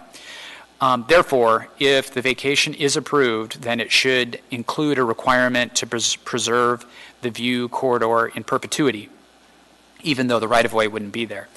The condition of approval would be, quote, dedicate an easement with the purpose of protecting view corridors, resolved with planning, the naming of an easement, and the description of the easement in a plat note. And once I get to the that's a condition of approval that's recommended in the staff's recommendation. Now, the Traffic Department, the Non-Motorized Transportation Coordinator, AWU, and Private Development all oppose this vacation. The reason that they gave was that the K Street right-of-way continues to have value to the public as a pedestrian walkway to the Tony Knowles Coastal Trail.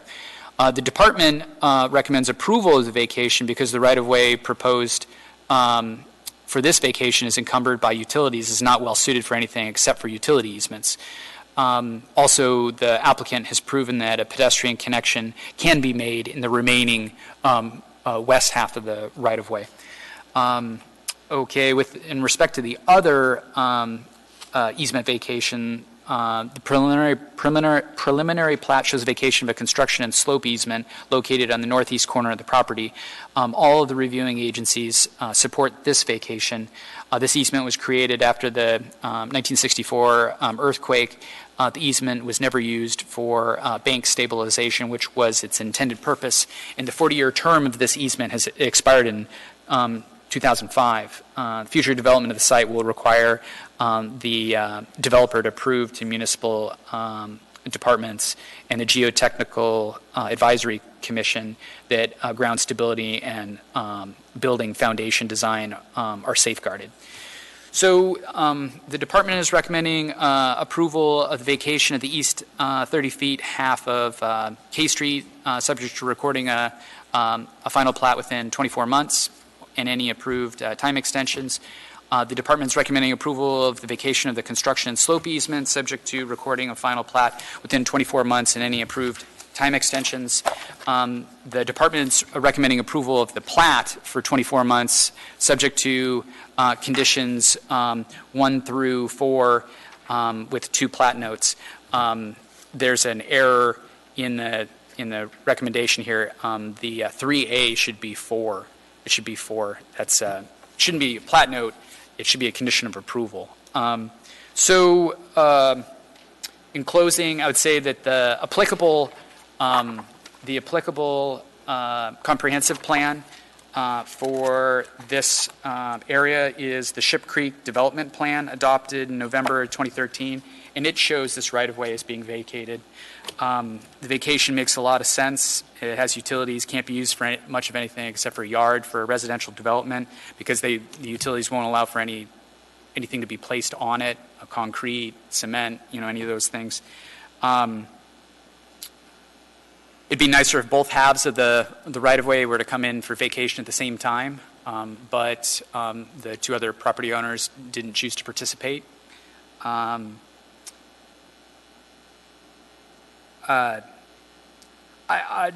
other point, the unused right-of-way, like what we have today in this location, attracts vagrants, illegal dumping, and crime. The vacation proposed with this plat will create a defensible space. Private property owner can, defend their own property, take ownership of it, and eliminate problems related to illegal camping and that sort of thing, which is a real problem in downtown or in the fringe of downtown, especially in unused rights-of-way.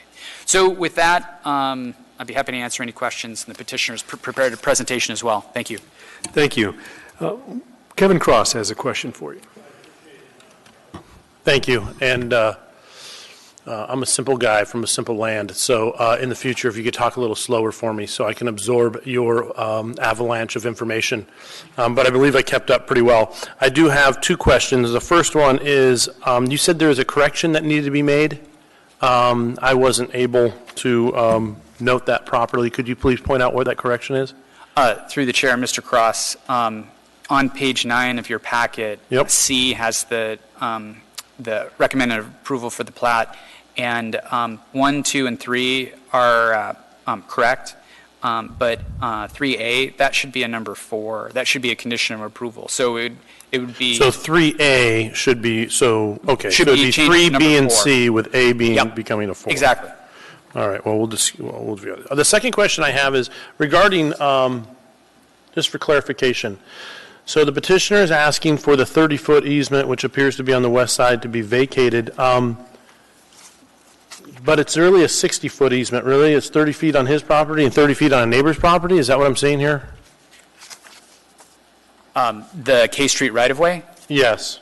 Yeah, right-of-way is just dedicated to the public. It's right-of-way. It's not. We don't use the term easement, but you have that correct. So if you have 60 feet of right-of-way, half belongs to the neighbor on one side, half belongs to the neighbor on the other. You've got that point correct. So if you're saying right now that there's a vagrant problem down the utility, he's asking to vacate the easement, fence it in, and push everything onto the neighbor's property?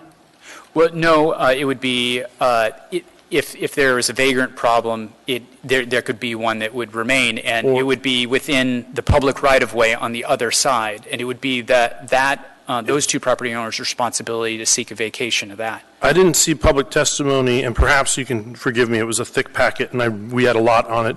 Was there input from the neighbor on how he feels about the individual being able to locate that in, and basically the neighbor is going to basically have the full burden of the easement, traffic, everything on his property, whereas the neighbor gets to vacate? I guess I see it should be shared, and I guess was there input from the neighbor?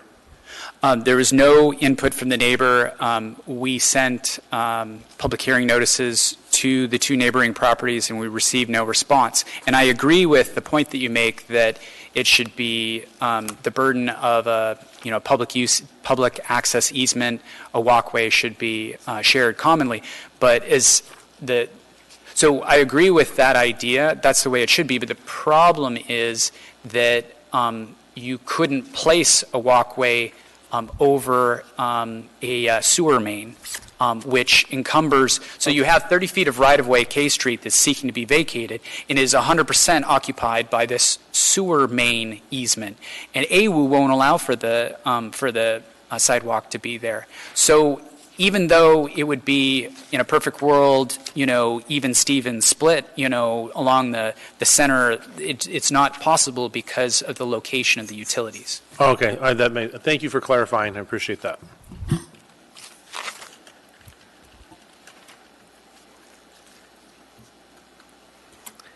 Becky Lipson.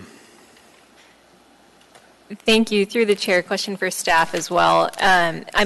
I'm looking at a map, and if you could explain to me where my understanding is that there's a proposed eventual potential stairwell that would continue to provide access, and if so, where would that go? Right. So Christensen Drive runs along the side of the old Snow Goose, 49th State Brewing Company, and there is a simple stairwell with a handrail along there, and I don't know if the downtown partnership maintains it or what, but it works great. Mm-hmm. I've used it. Something like that may be possible in the remaining right-of-way if this vacation were to be approved. Some sort of stairway that allowed pedestrian access from, within K Street from Arbitrary Court down to 2nd Avenue. That would be great. But right now, that stairway couldn't, as I described for Mr. Cross, wouldn't happen within the portion of the right-of-way that's subject to the vacation. Now, will that stairway ever be built there? Will it ever go there? Those are some open questions. What we know is that there will be no vehicle road ever built in K Street, right? We also know that it's likely too steep for a handicap pedestrian access. So if it were to become a stairway in some form, it would be in the remaining right-of-way, which is not being touched with this platting action. It is not being required to be built with this platting action. There's a lot of hesitancy, I think, on municipal agencies to create such a stairwell at this time because they're worried that it could become a maintenance hazard or a maintenance nightmare or a public safety liability hazard. So I think that municipal agencies just haven't figured out what they would like to have there. And I think that's largely why some of the reviewing agencies were in opposition to the petition before you. And then just to follow up on that, so are the same concerns or prohibitions with regard to what AWU is permitting or not permitting, do those apply to the other half of the right-of-way that's not being vacated? It's a good question, Ms. Lipson. There are no easements within the west half of K Street right-of-way, which is not a subject of this petition. Okay, thank you.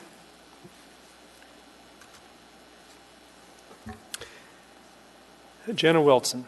I guess I'm just having a little bit of concerns about all of the statements from the different reviewing agencies, so maybe you can help me understand it. The right-of-way vacation department said the petitioner states in their request for a vacation that the public will benefit from the vacation of 30 feet of K Street right-of-way because as a result of the vacation, the petitioner may provide amenities and open space improvements. once the right-of-way is vacated, any amenities installed will be private and not benefit the public. So are they misunderstanding what's going on, or can you help me understand why they would? Yeah, I mean, the best that you'll ever get from the traffic department and private development is a non-objection to a vacation. Municipal agencies are very reluctant to give away right-of-way, right? And everyone's especially worried about such an action when it comes to downtown. I'm a little less concerned about this because I'm sort of looking at the big picture, and I've done a lot of platting and walked a lot of alleys in downtown, and you know, there are vacations in different locations in downtown, and it hasn't disrupted pedestrian or vehicular access. You know,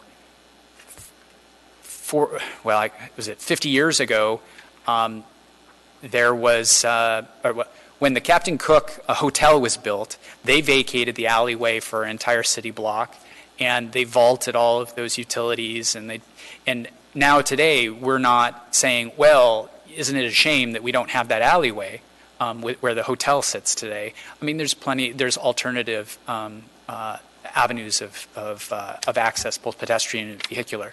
I don't know if that answered your question, but I was trying to, I guess. Yeah, I think it helped. The other comment I was kind of concerned about is on page 5, number 11, non-motorized transportation coordinator, where they state the petitioner noted that the non-motorized connections within the proposed right-of-way to be vacated is likely not feasible because of the existing main water line. However, the submitted plans now show substantial improvements of decking and stairways within this area on the development's behalf. This is misleading and likely not possible. Through the chair, Ms. Weltine. So municipal agencies, some of them got really hung up on this idea that when the multifamily residential development is eventually built on the lot that would be created tonight, that the developer is, my understanding, has an interest in approaching the AWU to see whether or not they would be amenable or open to some sort of aerial encroachment into the 30-foot AWU water main easement that didn't rest on the ground. Either it would be sort of attached to the building and above the ground, or maybe it would have some supports, like a metal type of trellis type of stairway. But what we've heard from AWU is that they would not. That would be a very special case to allow any encroachment at all. They would not want to have a concrete stairway. And that's looking down the line quite a bit. And I think the municipal agencies got really hung up on this idea of public versus private, because that stairway, it could be open to it would be a private stairway. It could be made available and open to the public, but then because it's private, it could be taken away too. I mean, they're going to need that stairway for fire access around the building. But would the private developer or private building be required to make it open to you and me if we didn't live there? No, they wouldn't. And so I think that they're pointing out that when they were taking issue, I think, with this notion that this stairway may be available to the public, because we have no guarantees of that. Thank you, Francis. That was really helpful. Thanks. Are there any other questions for staff at this time? With that, we'll go ahead and open the discussion up to the public. Can we have petitioner's representative?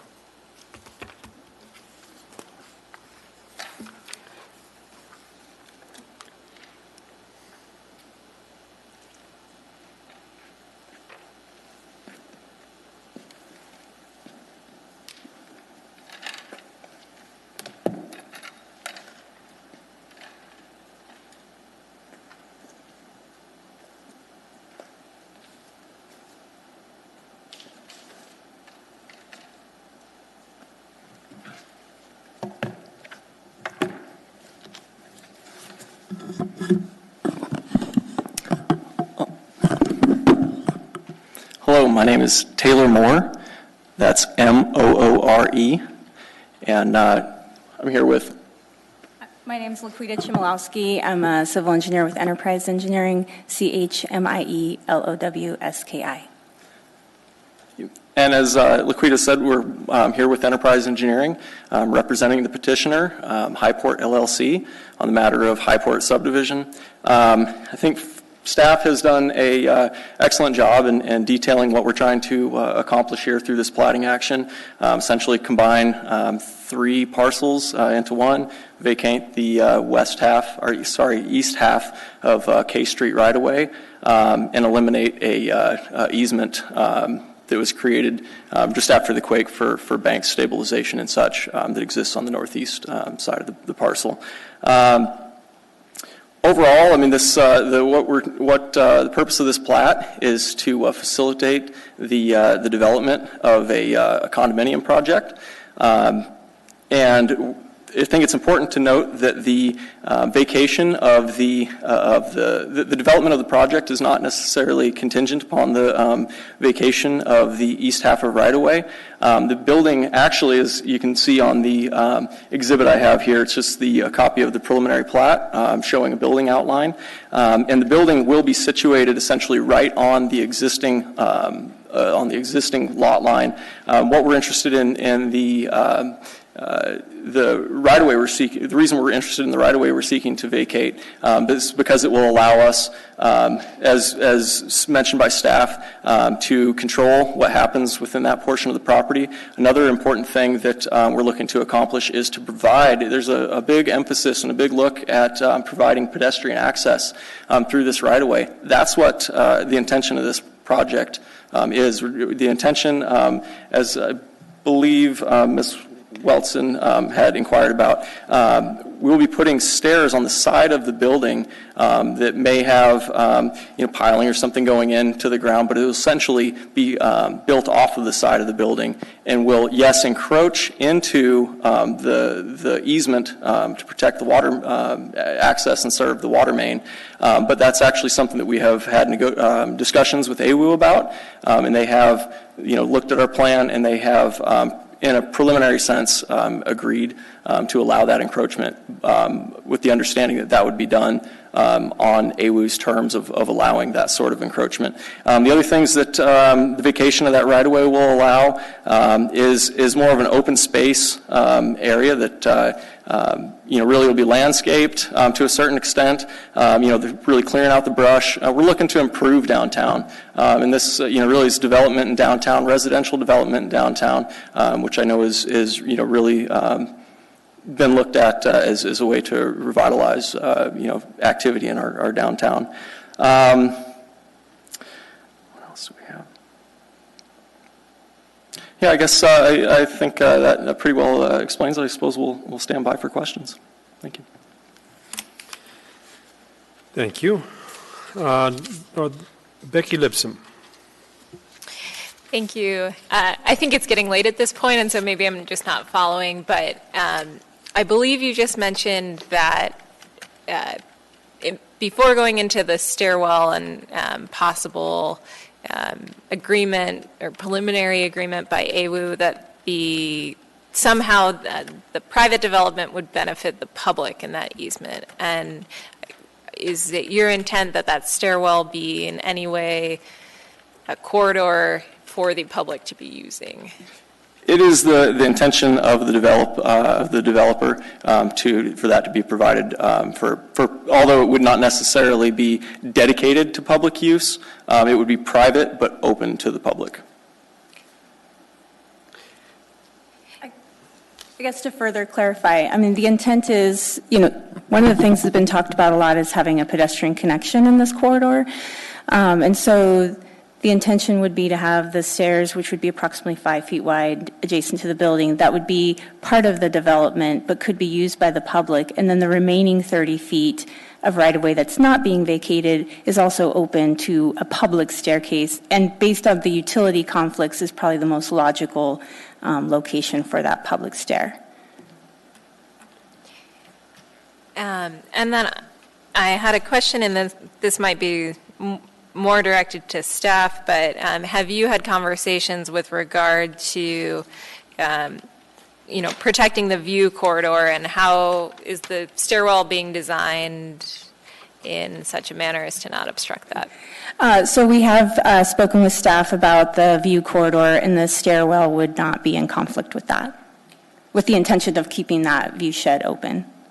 And just because we don't get to do view corridors that often, is that the stairwell would be pretty low to the ground, or? Yeah, so my understanding from the comments that were received from the reviewers is that they want to have nothing above 2 feet above the elevation of the alley. So certainly the stairs, because it's going downhill, would meet that requirement. Okay, thank you. Mm-hmm. Francis McLaughlin. Just to add to what Ms. Chmielewski said, the AWU was not open to a public use easement, a 5 feet, walkway easement or something overlapping with their water main easement. So should the developer be allowed to build a steel staircase within that under some special conditions, it wouldn't be within a PUE because of the municipal or because of the water company. I'm sorry, I've maybe confused people. What would seem to be a solution of making their proposed staircase public within a public use easement is not an option because the utility won't allow a public use easement to overlap. While the utility may, in this special case that they've worked out, allow some sort of stairway there, and the developer may voluntarily allow the public to use it, we can't put it into an easement. And that's where that gave some trouble to, they really got, I think the non-motorized transportation coordinator got a little stuck on that conflict. On the ground, if we were to vacate the public right-of-way, can we put in its place a public access easement? That's what I was just discussing. Not for the 5-foot stair piece above the ground, but actually on the ground. No, AWU opposes anything but the water line easement overlapping their water main, the existing sewer line easement over within their water main easement. They won't allow the public use easement that you're proposing. And their easements are inside the right of way. Yeah, so you've got 60 foot of K Street right of way, 30 feet east half, 30 feet west half. This applicant's seeking to vacate the east half, and AWU is requiring with this platting action the dedication of a 30-foot water main easement that overlaps perfectly with the vacated right-of-way. So they're just trading right-of-way for an easement, but it's some benefit, small, but maybe some benefit to the property owner because they don't have to deal with the vagrants within the unconstructed right-of-way, and they may be able to use it for some yard. They may have some benefit for it, but the public is still going to have, public utilities there, even if the right-of-way is vacated. But you couldn't have any cars go down that, and you can't have any pedestrians go down it, or you could, because of the steepness. Okay. Mr. Cross. Where is the next nearest access from that area down to 2nd Avenue? Is it within reasonable distance? 8th Street. What, 8th Street, like a block down? Yes. 2. Okay, 2 blocks down. And I'm assuming the people right now going down a hill, what did you say, it's 20 what? What's the grade on this? 23%. 22% are not exactly invalids, that apparently they have some pretty basic motor functions. They're able to go down a wooded hill. So I don't think going another 2 blocks down to access it will be any major imposition. So I think I get a pretty good picture. Thank you, but it's 2 blocks down. All right, thank you. Thank you. Are there any other questions at this time? Thank you. That'll be it for now. We will. Oh, Mr. Seward. Through the chair, Mr. Moore and Laquita, because I could never pronounce your last name. On the west, the remaining right-of-way, the 30 feet to the west, if that developer, I understand of the possible burden of that, but it's a right-of-way, it's public property, if they decide to do the same thing to vacate that, would we be setting back in the same position where there wouldn't be room for any kind of walkway or bike trail down that portion of the right-of-way, that if it came back, that we could require an easement there? It looks like there's an underground telephone there, but in your opinion, is that going to be the same thing that would be repeated on that side? So there are utilities in that portion of the right-of-way, but they're more towards the towards the center line. So it does appear that there's room along the western portion of the west 30 feet to fit a stair.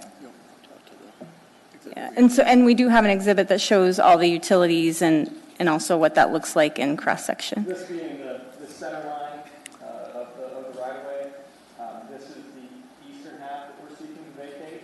It's showing what it is, just a cross-section showing the depth of burial, the shallow burial of the storm drain line and the water line, the two existing utilities in the east half. Mr. Moore, I hate to interrupt. Can you pick up the microphone so we can, and you can walk over there with it, but this way we get a good record. My apologies. And so what we have over here on the western half that would be remaining is showing a 2-inch gas line and then a telephone, electric duct bank, both of which would present some obstacle to constructing, some sort of a public facility that would provide pedestrian access on that portion. However, when we initially looked at this project, we actually considered teaming with the adjacent property owners and pursuing the vacation of the full right-of-way. Unfortunately, the adjacent property owners were not interested in participating. But when we had initially talked about this, and in the initial meetings with municipal staff, we had proposed a 10-foot public access easement on the western half, because when we were looking at the entirety of the right-of-way, we were able to determine that would be the more optimal, if any, portion of the right-of-way for pedestrian connection. So to answer the question, that would be where we would, if you're to force construction of a pedestrian connection, the western half is where we would have recommended. Yeah, thank you. I'm thinking along the lines too of that. We don't want to be hung up on so much pedestrian, but I know it's used by bicyclists now, that hillside for access. So if some kind of a future easement, it could be trail easement or whatever, it doesn't have to be necessarily a concrete over covered walkway, just as I know people use that for bike access, that trail. So I see where you're saying now, the room on the west side. So you answered my question. Good. Well, thank you. Thank you. Let's go ahead and, are there any members of the public wishing to speak on this matter tonight? Come forward, please, sir. You have 6 minutes and, you have 3 minutes for rebuttal. My name's Doug Stevens, S-T-E-P-H-E-N-S. I'm the Land Services Manager with the Alaska Railroad. And first off, we support this project. I'm glad to hear vacating the 30 feet of the right-of-way is not critical for your project, and it's just an amenity, because I'm speaking in opposition to that. There's 3 substantial transportation... The microphone. We want a good record. I'm sorry. There's at least 3 substantial transportation needs in that area that are unmet. The railroad owns land to the west. We're an immediate abutter. We declined to participate in the vacation. We also own a large block of land on the north side of 2nd Street. It's quite nearby. We're actively trying to develop that, redevelop that, and it's begging for a second means of vehicular, pedestrian, bicycle access. We don't quite know how that's going to happen, but I would agree with staff, if this is vacated, you will never have a road here. Putting a road there could require a bridge, it could require retaining walls, it could require relocating utilities, but it's not impossible. It could be very, very expensive, but redeveloping that area, it could ultimately be a large project, and this is a forever thing. When you vacate it, there will never be a road there. With pedestrian and bicycle access, let's see, I am not offering this, but one potential is to mitigate the slope by making it longer. The railroad owns this lot to the west, so there's actually potential to come down K Street and wrap a accessible handicap bicycle ramp around and then back down to West 2nd Avenue. Again, I just made that up here tonight, but it could work, and it's really just a matter of money and will. So we do oppose it. We hope the project happens. But in this case, we think the unmet transportation needs outweigh a private benefit, a private amenity. Potential option is, I don't think the railroad would oppose a right-of-way permit. If the project developers wanted to fence that in for control of it at the moment to prevent vagrants from using it, although I don't think we'd oppose it, would be a decent idea, but that would understandably be a temporary thing, and if it was needed for a roadway, it would be available. That's about it. Thank you. Thank you. We have questions for you. Don Porter. Yes, through the chair. Are you speaking on behalf of and officially as the Alaska Railroad representative? Yes, sir, I am. Okay, thank you. And I have a question from Mark Seward for you. On the plat, the railroad owns Lot 2A directly to the west, or if you want to refer to that diagram. That's correct. But they don't own Lot 3B. 3B is the southern one. The railroad owns just the northern? No, we don't. You don't own 3B? Sorry, I didn't get it. I don't believe so. We own... That has the building on it, I think. But... No, we don't own 3B. We own 2A. Okay, thank you.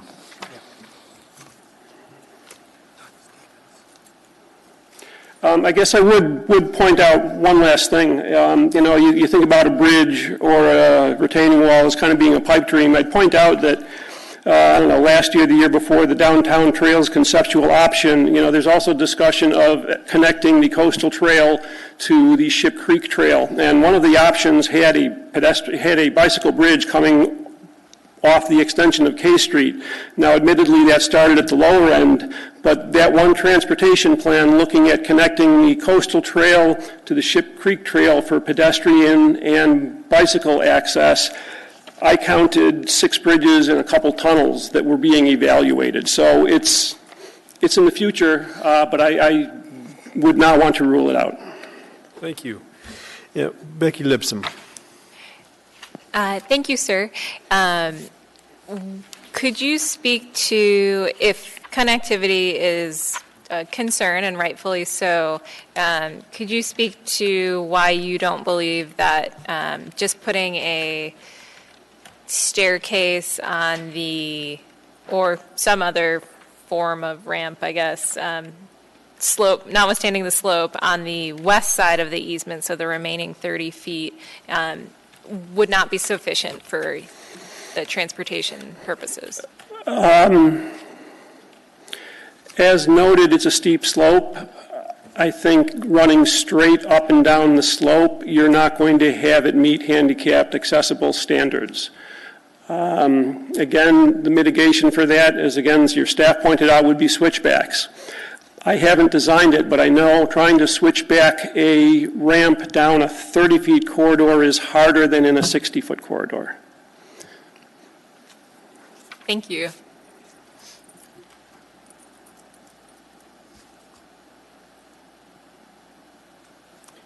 Thank you.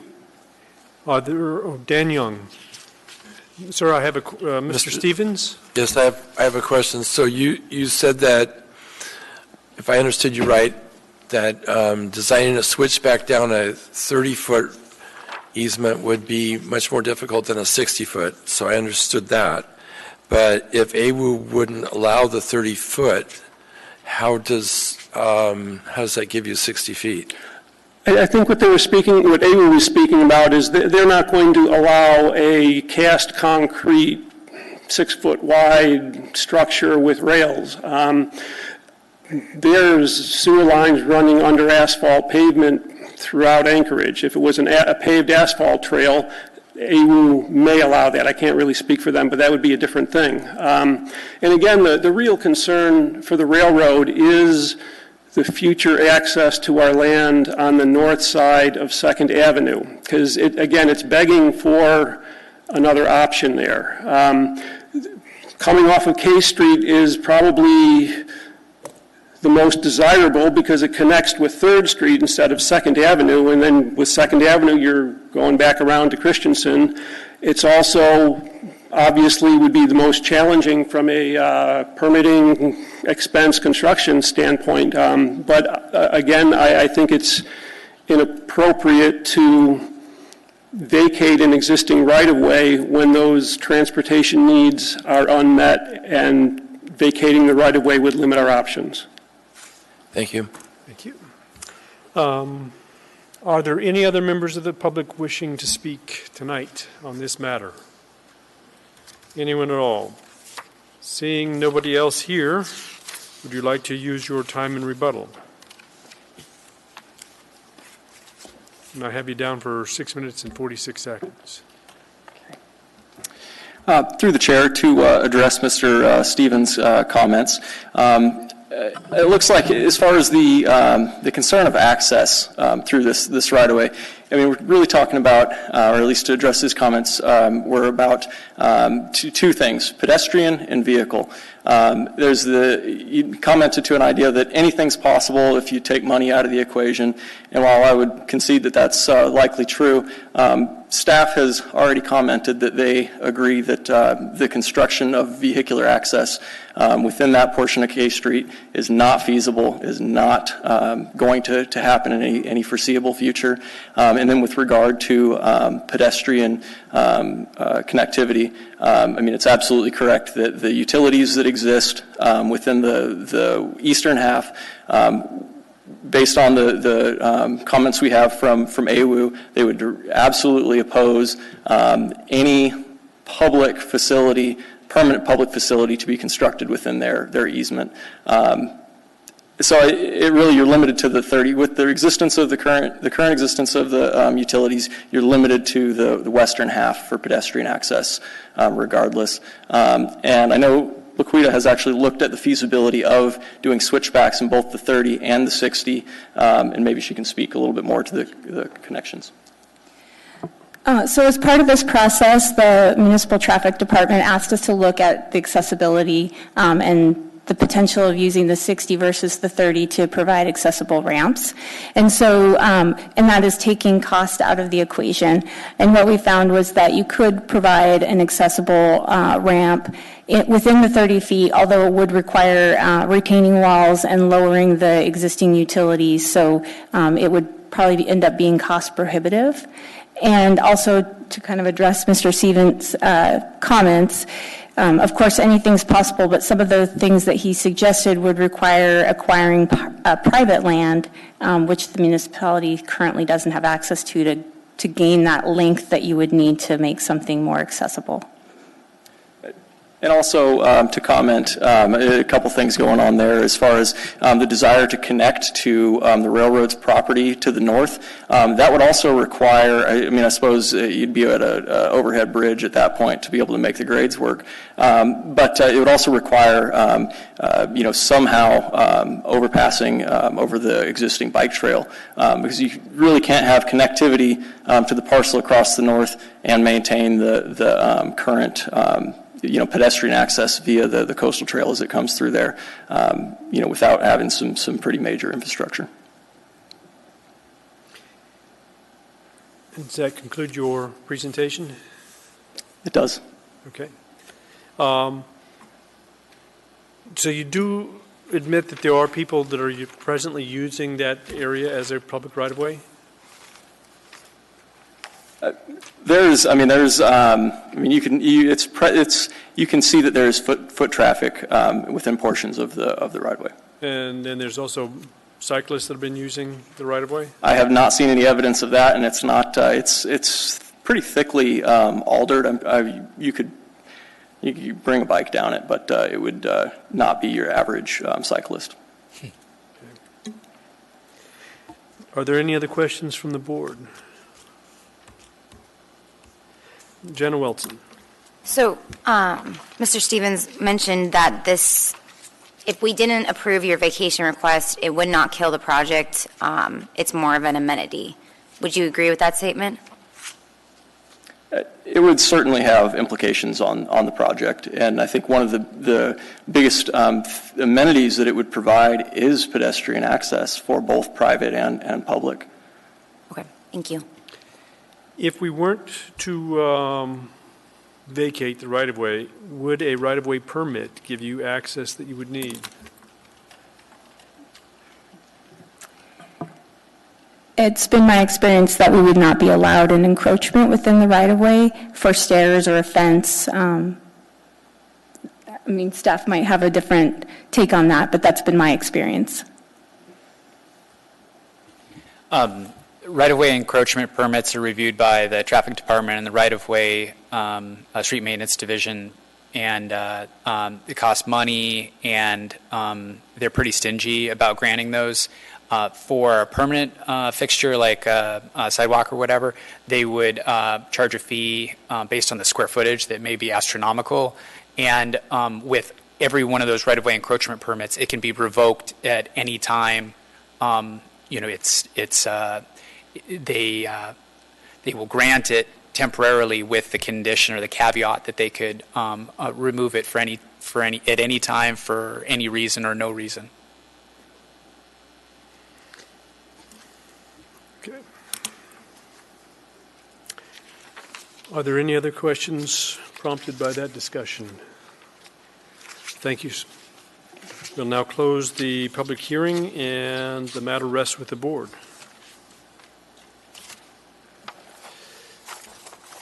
May I have a motion to approve the vacation? Kevin Cross, would you like to state your motion? Yes, in regards to S12407, Highport subdivision, Lot 1, subdivision of 3 lots into 1 with a lot vacation of the east half of 30 feet of the K Street right-of-way and vacation of a construction slope easement. Moved for the approval of the vacation of the north 140.25 feet of the east 30 feet of the K Street right-of-way adjacent to Lot 5A, Block 13, Anchorage original town site per plat 77-52, and the property conveyed by warranty deed recorded on March 29th, 1966 at Book 322, page 103, subject to 1. And your motion has been seconded by Becky Lipsum. Would you like to speak to your motion? Yes, it seems like most of the concern here was access. I would like to point out, one, that there are alternate accesses, one 2 blocks to the east and another one 2 blocks to the west through, I believe it's, Resolution Park. But there are 2 accesses down there now, so then it comes down to traffic, because foot traffic can be deterred in either direction without a significant burden. Right now it's a steep slope, Perhaps it's might even be questioned whether it's a safe access, considering it's not maintained. It's through the trees, and there are other safer accesses only blocks away.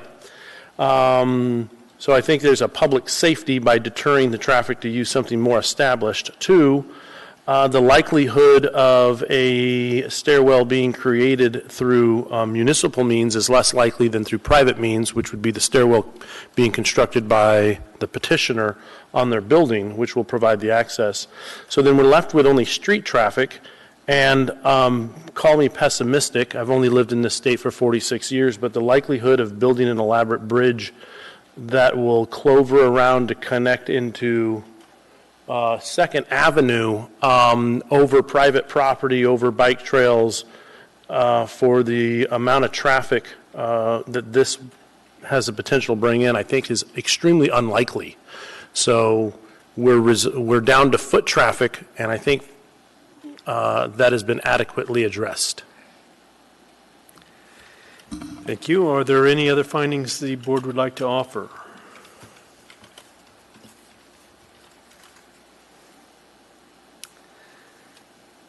I'd like to focus in on Administrative Code 2103-230. Platting authority, when considering these things, are supposed to deem the area vacated to be of value to the municipality unless proven otherwise, and that burden shall lie entirely with the petitioner. It's not a matter of whether or not the construction is going to be likely or not. The question is there value to be had? I think there is a process in place for property owned by the city to be purchased. And if there is value to be had there, we're not supposed to vacate. There are utilities in that easement. There are people traversing the area, and there is the potential of future development among the entire 60 feet. Here, the petitioners are looking only to develop perhaps 5 feet adjoining their building. And I don't know that that's an adequate justification to vacate the valuable space the municipality has in that right-of-way. And I think that one of the reasons why the permitting process for having a permit in a right-of-way is as pricey as it is because the value of that right-of-way space is, in fact, valued very highly.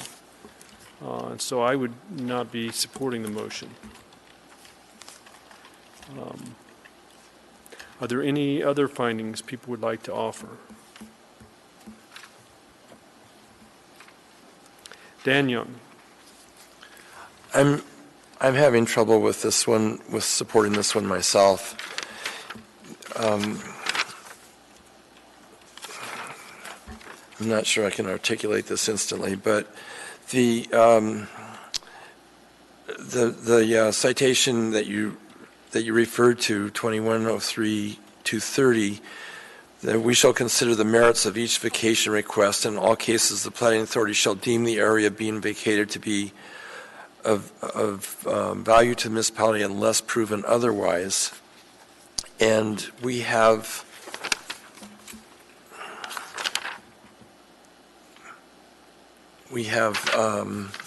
give me a second.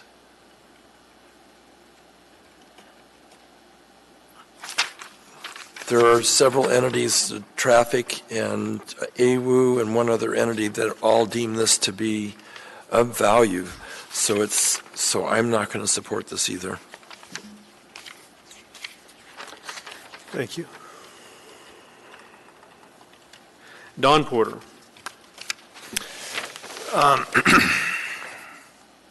The value of the public right-of-way is for the use of the public. The utilities and other areas would be supported by the proposed easements. Surplus to the public need would be pedestrian or motorized traffic, and it is clearly not developable for a vehicular access. So it gets down to pedestrian access, and the pedestrian access would only be, in this case, via stairway. That's what would get constructed, and AWW would prevent construction of a structure over the top of their buried utility, or they would require relocation. So this is a tough one because of all the downtown planning. I have concerns that AWW comes at the last minute. I'm not AWW, Alaska Railroad comes at the last minute without written, having a written response on this. And so they come and they tell us now that there's other possibilities. I would have preferred that ARC had a written response either way, in either support or not supporting. So I have trouble either way with this. The burden of proof, they've proved that it's excess of reasonable development. To me, that's clear. That's all I'll say. Thank you. Ms. Welton. This is a close one for me, but I think I'll be in support of this motion. I think that this is in excess, and I think it's further evidenced by the Downtown Community Council letter of support. And I'm in front of that community council a lot for my own ventures, and they're tough ones, and they really analyze things. So I'm going to err on the side of the people that live, work, and play down there, and if they support this, I think I am too. Thank you. Thank you. Are there any other comments that board members would like to offer or findings to put in the record? We'll call the vote.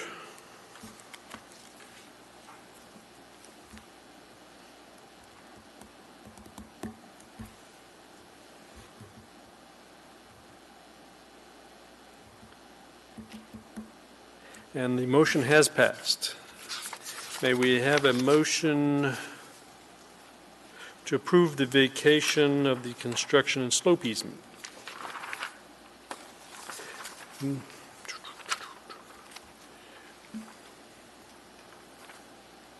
Mr. Cross.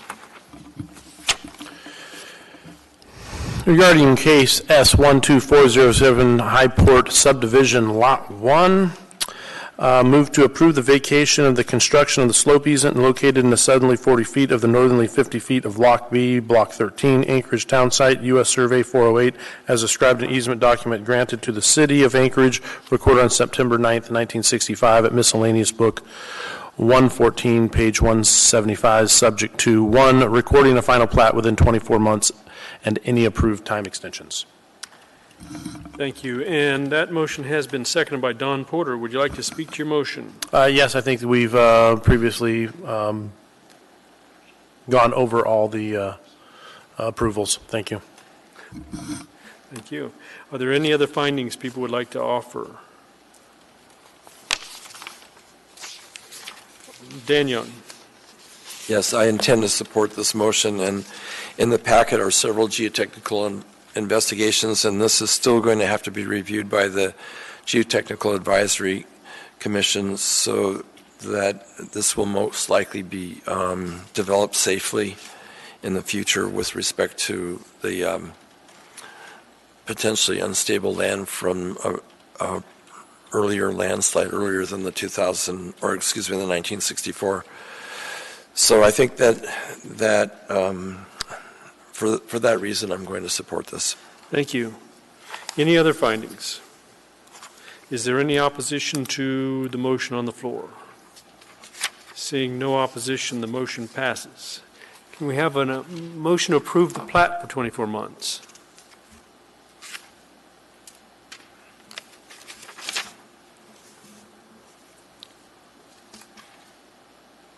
Don Porter, would you like to state your motion? Yes, I move that we approve the plat for 24 months with condition 1, 2, and 3, and excluding what was item A, and we will use B and C for 3 of that. Yeah, I think what was 3A winds up becoming 4. That's what I understood. Yeah, okay. Just for clarification. And that motion has been seconded by Kevin Cross. Would you like to speak to your motion? Yes, I intend to support this motion per our previous discussion. These are cleanup items. Okay. Any other findings the board would like to offer? Is there any opposition to the motion on the floor? Seeing no opposition, the motion passes. And with that, I have a request for a 2-minute break, although this next file is really thin. Thank you. Well, yeah, that's what that other gal did, but she went ahead and bought it first, and then she came in and replatted the property after it was purchased. Oh, I had a really hard time with that one. All right.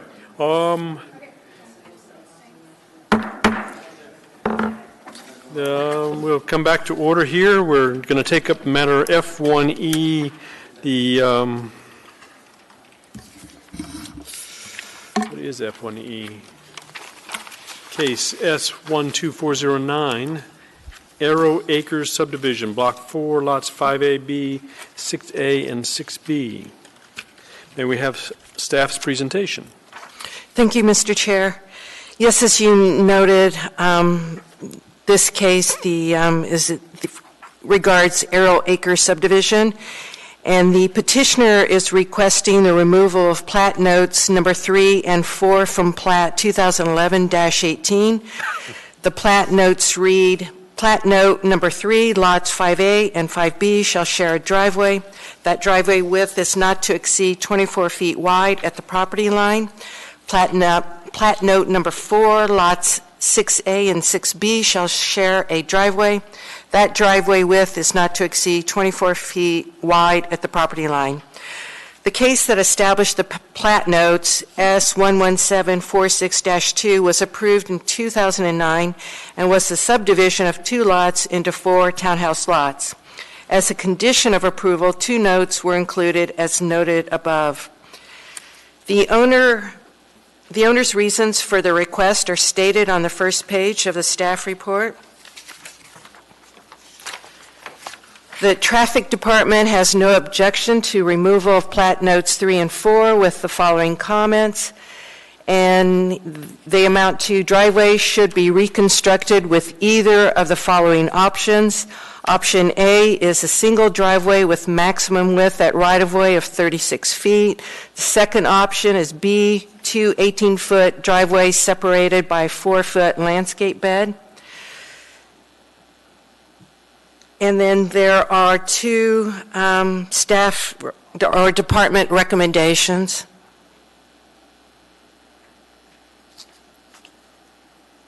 That's all I have. Okay. Are there any questions from the board? Seeing no questions, do we have petitioner's representative?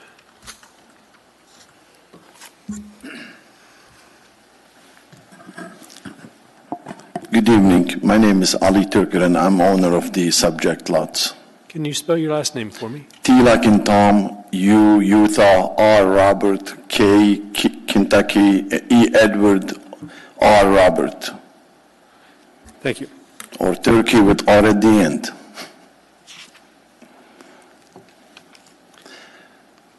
You may proceed.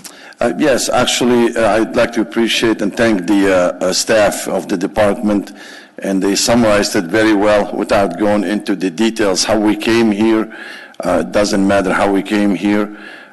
This driveway is about 56 feet or so, if I remember correctly, at the base of the building, by the building, and then in about, I believe, 30 or 35 feet towards the street, it suddenly drops to 24 feet. So it is more than 50% drop, a bottleneck. And so the section between the property line and the edge of the pavement of the road on the left and right side of the pavement section of that 24 feet creates in rain and snow, pretty inconvenient section of the driveway. And each unit or each townhome has basically only 12 feet a paved driveway. And such an investment, such a beautiful buildings, and by the way, the second set of lots, 6A and 6B, also has a brand new, a couple, also a pair of townhomes, and we have not paved it yet, waiting for this decision here. And so it really puts a hardship on the tenants living in there, that they have to drive half of their vehicle at least through this muddy, non-paved area, and the other half of the vehicle goes on the basically 12 feet or of the paved portion. The second thing is, it's really an eyesore. I would love you to see a picture. I'm not sure if you have one in your package. And they just resurfaced the road there, street maintenance, that is, I believe last year or the year before, possibly, if I'm not mistaken. And everything looks good, except when you look at this driveway, it's like, why is it? What's the logic here? What's the benefit to anyone here? Or if we reverse it, what's the damage or the harm to anyone, including but not limited to the right-of-way or to the city? And if it is for a snow storage, there is plenty space still if we extended another 6 feet to the sides laterally. Plus, on top of it, I understand that there is such an allowance now in the revised new Title 21, and I believe that's the base for traffic department not to object it. And the department can correct me here if I'm incorrect about these references. So it's me, and I spend extra money on top of the original platting, unfortunately. I'm a public servant, but also I'm a taxpayer.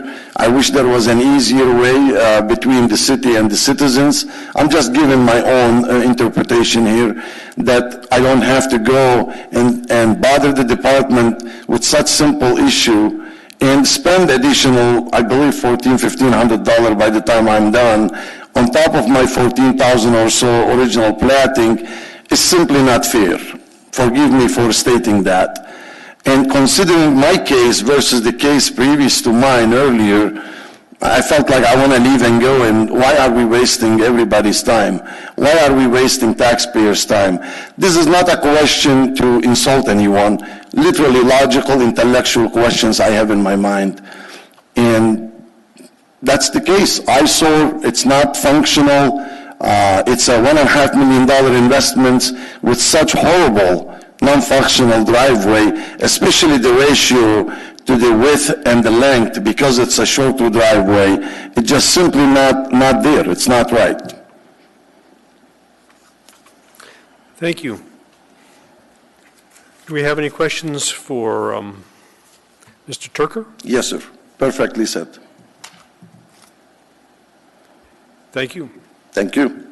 And are there, with that, you have 5 minutes and 33 seconds for rebuttal. Yes, sir. Are there any members of the public wishing to speak on this matter tonight? Seeing nobody else in the room, I think I'm talking to myself at this point. Would you like to use your rebuttal time, sir?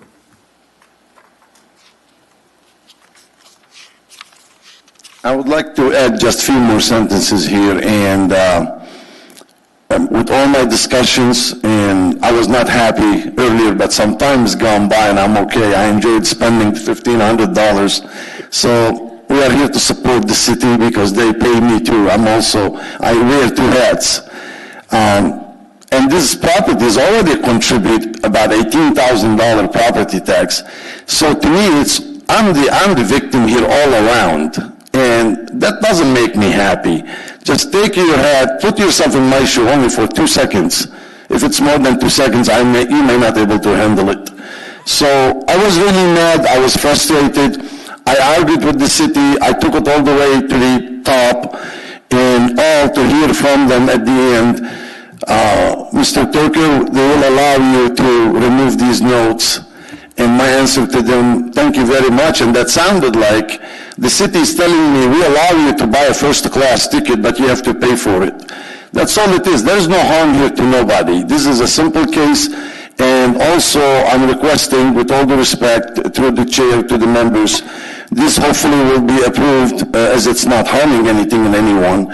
And also, it's a schedule issue. Somehow I need to get going with this and pave the other 2 units as well, because I'm not going to pave it and redo it again in 3 months. I do have extra money, but I don't have trees growing money on them. So thank you. I appreciate what you do. Thank you. Don Porter. Mr. Turker, I'm inclined, I'll tell you straight up, I'm inclined obviously to support your request. I can only tell you that in the past, the code most likely required the pavement surface and to share it so that they could reduce in the amount of pavement in an effort to actually increase the beauty of the city, let's say. And it doesn't always, the road to hell is paved with good intentions. So I apologize that reference there. But and the new code obviously allows the 2 18-foot driveways now. Yes. And so whether they abut or whether they're separated by 4 feet. So they've recognized that in the newest version, and they're saying, well, we'll just allow you to go to the newest version. But in the meantime, if we don't follow process, what do we do? So we have to follow process to get the plat notes off of the plat. And so I understand your frustration. I wanted to tell you that. And then I also understand we have to follow process. So that's all. Thank you. I do understand. Kevin Cross. I was just also going to say I completely understand how exhausting the process can be as a contractor and having to deal with multiple municipal departments. Sometimes it can be exhausting. And this board here, we're all volunteers, and we're here to help the public expedite that process. It's got to be also extremely draining since you're the last one on what is a very big stack that we had today. They're not normally this long, so your patience is profound. Thank you. I thank you as well for doing this voluntarily, and I truly have no problem with you or with the department. It's just we have a clumsy bureaucracy, and that may continue to be that way. I understand now. Watching my dad being bureaucrat forever, I thought I'm the young, hot generation. I'm part of that bureaucracy, and I don't see much hope. But we need better leaders to guide us so we can make it better. I do believe it can be better. These kind of small decisions, everything is important, don't get me wrong. I'm a bureaucrat for 30 plus years, I'm an engineer. There must be a way to separate this kind of case than the previous case, for example. There must be a way administratively to handle this. I don't know, I'm just throwing some suggestion here. I don't have an exact formula, but I do believe there are ways not to waste your time with this kind of so clear case. I do understand we have to follow process. Thank you. I have a question for staff. I noticed that while he's asking to have a note changed on the plat note, that it looks like we're inserting a new note unrelated to what his request is about. It's item H. Subject property is located in the Ted Stevens Anchorage Airport. I'm sorry, where do you see that? Well, it's item H on page 15.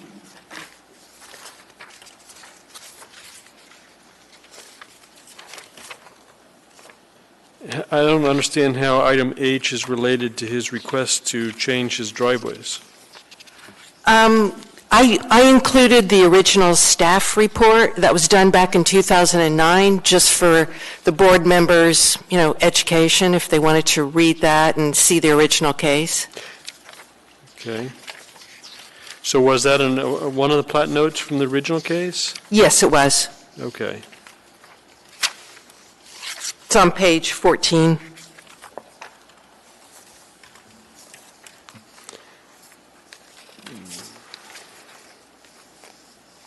For C and D.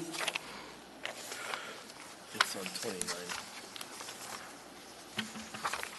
Page 29. Okay.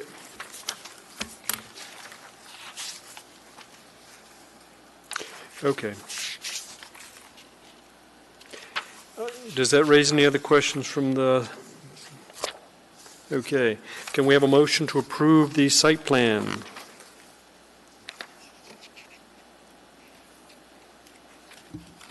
Kevin Cross, would you like to state your motion? Yes, regarding case S-11746-2, Arrow Acres subdivision, approval of the site plan subject to 1, 2, 3, and 4. Thank you. And your motion has been seconded by Jana Welton. Well, you know what? I apologize. I was reading the case number at the top of the page. May I make a correction?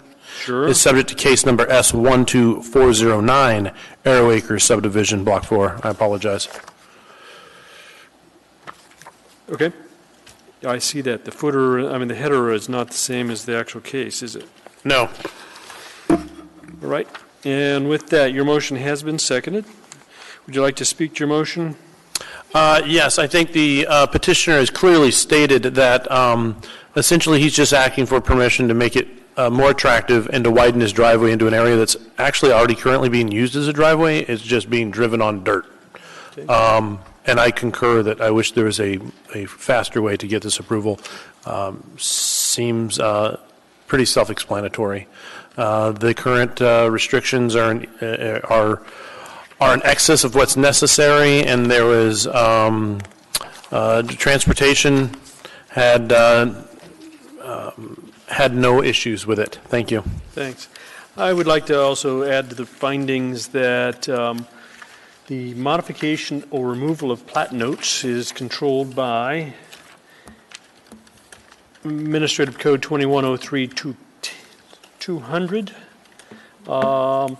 G9, and our approval criteria is that plat note modification or deletions may be approved if we find all of the following have been met. Conditions that require the plat note on the original plat have changed, i.e. we have adopted a new code.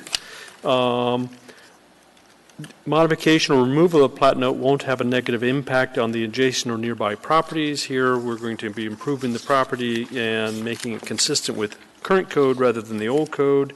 And despite modification or removal, the plat will continue to meet the approval criteria of 2103-200C9. I think that because he's meeting the current code with this design where he has two alternative ways to choose from, means that we have made all of the findings necessary to approve a removal or change of the plat note. Sharon Ferguson.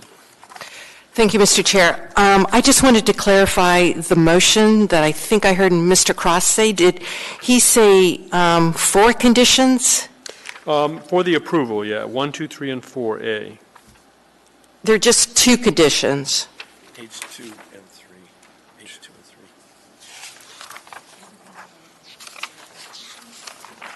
1A, 1B. Yeah, I was on the same page he was on. I apologize. It must have been amended. I'm looking at page 13. Okay. All right.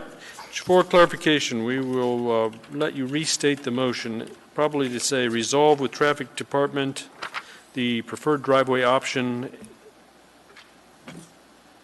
All right. Is there an amended department recommendation? Oh, okay. There's 2 packets. Okay. Yeah. Yeah, I'll just. Why don't we start over again? Yeah, I'll just withdraw mine and let Jana start over. We'll withdraw the motion. Yeah, go ahead. Just restate it properly. Okay. Dawn, would you like to state your motion? Yes. In case number S12409, Arrow Acres subdivision, I recommend that they resolve with the traffic department the preferred driveway option noted as 1 on page 2. We actually need you, the paragraph before that, I think we need to have that. The planning department, we're going to approve, I want a motion to approve the request to remove the plat note 3 and 4. Oh, did we got? Yeah, right below department recommendation. It's not been offset like normal. But we need to approve a request to remove. Oh, okay, sorry, yeah. Yes, you are correct. We recommend the approval of the request to remove the plat notes 3 and 4 from plat 2011-18, Block 4, Lots 5A, 5B, 6A, 6B, subject to the following conditions. 1 and 2. 1, 1A, 1B, and 2. And that's been seconded by Jana Weltzen. Would you like to speak to your motion? Yes, we've clearly established that the removal of the plat note will bring it current with the current code and is supported by the traffic department as well as other items. Thank you. Any other findings anyone would like to offer? Dan Young. Yes, through the chair. I would like to offer the finding that there were no public comments received in the packet. There was no public comments tonight, and there's no opposition from the municipality, and so I intend to support this motion. Thank you. Is there any opposition to the motion on the floor? Seeing no opposition, the motion passes. And that then gets us to, are there any board member comments? I won't be here for the June meeting, so I'm asking to be excused at this time. I think Dan Young will be standing in for me. Anyone else wanting? Don Porter. Just one last, I would like to thank Ally's profound fortitude in sitting through all of what we've done tonight. So, thank you for your patience. Thank you. I'm enjoying it anymore. I'm numbed after 1 year of going through that. Truly, I'm okay. Thank you. Hopefully we'll make it work. Thank you. And with that, we will stand in adjournment. We have managed to make it to 9:41.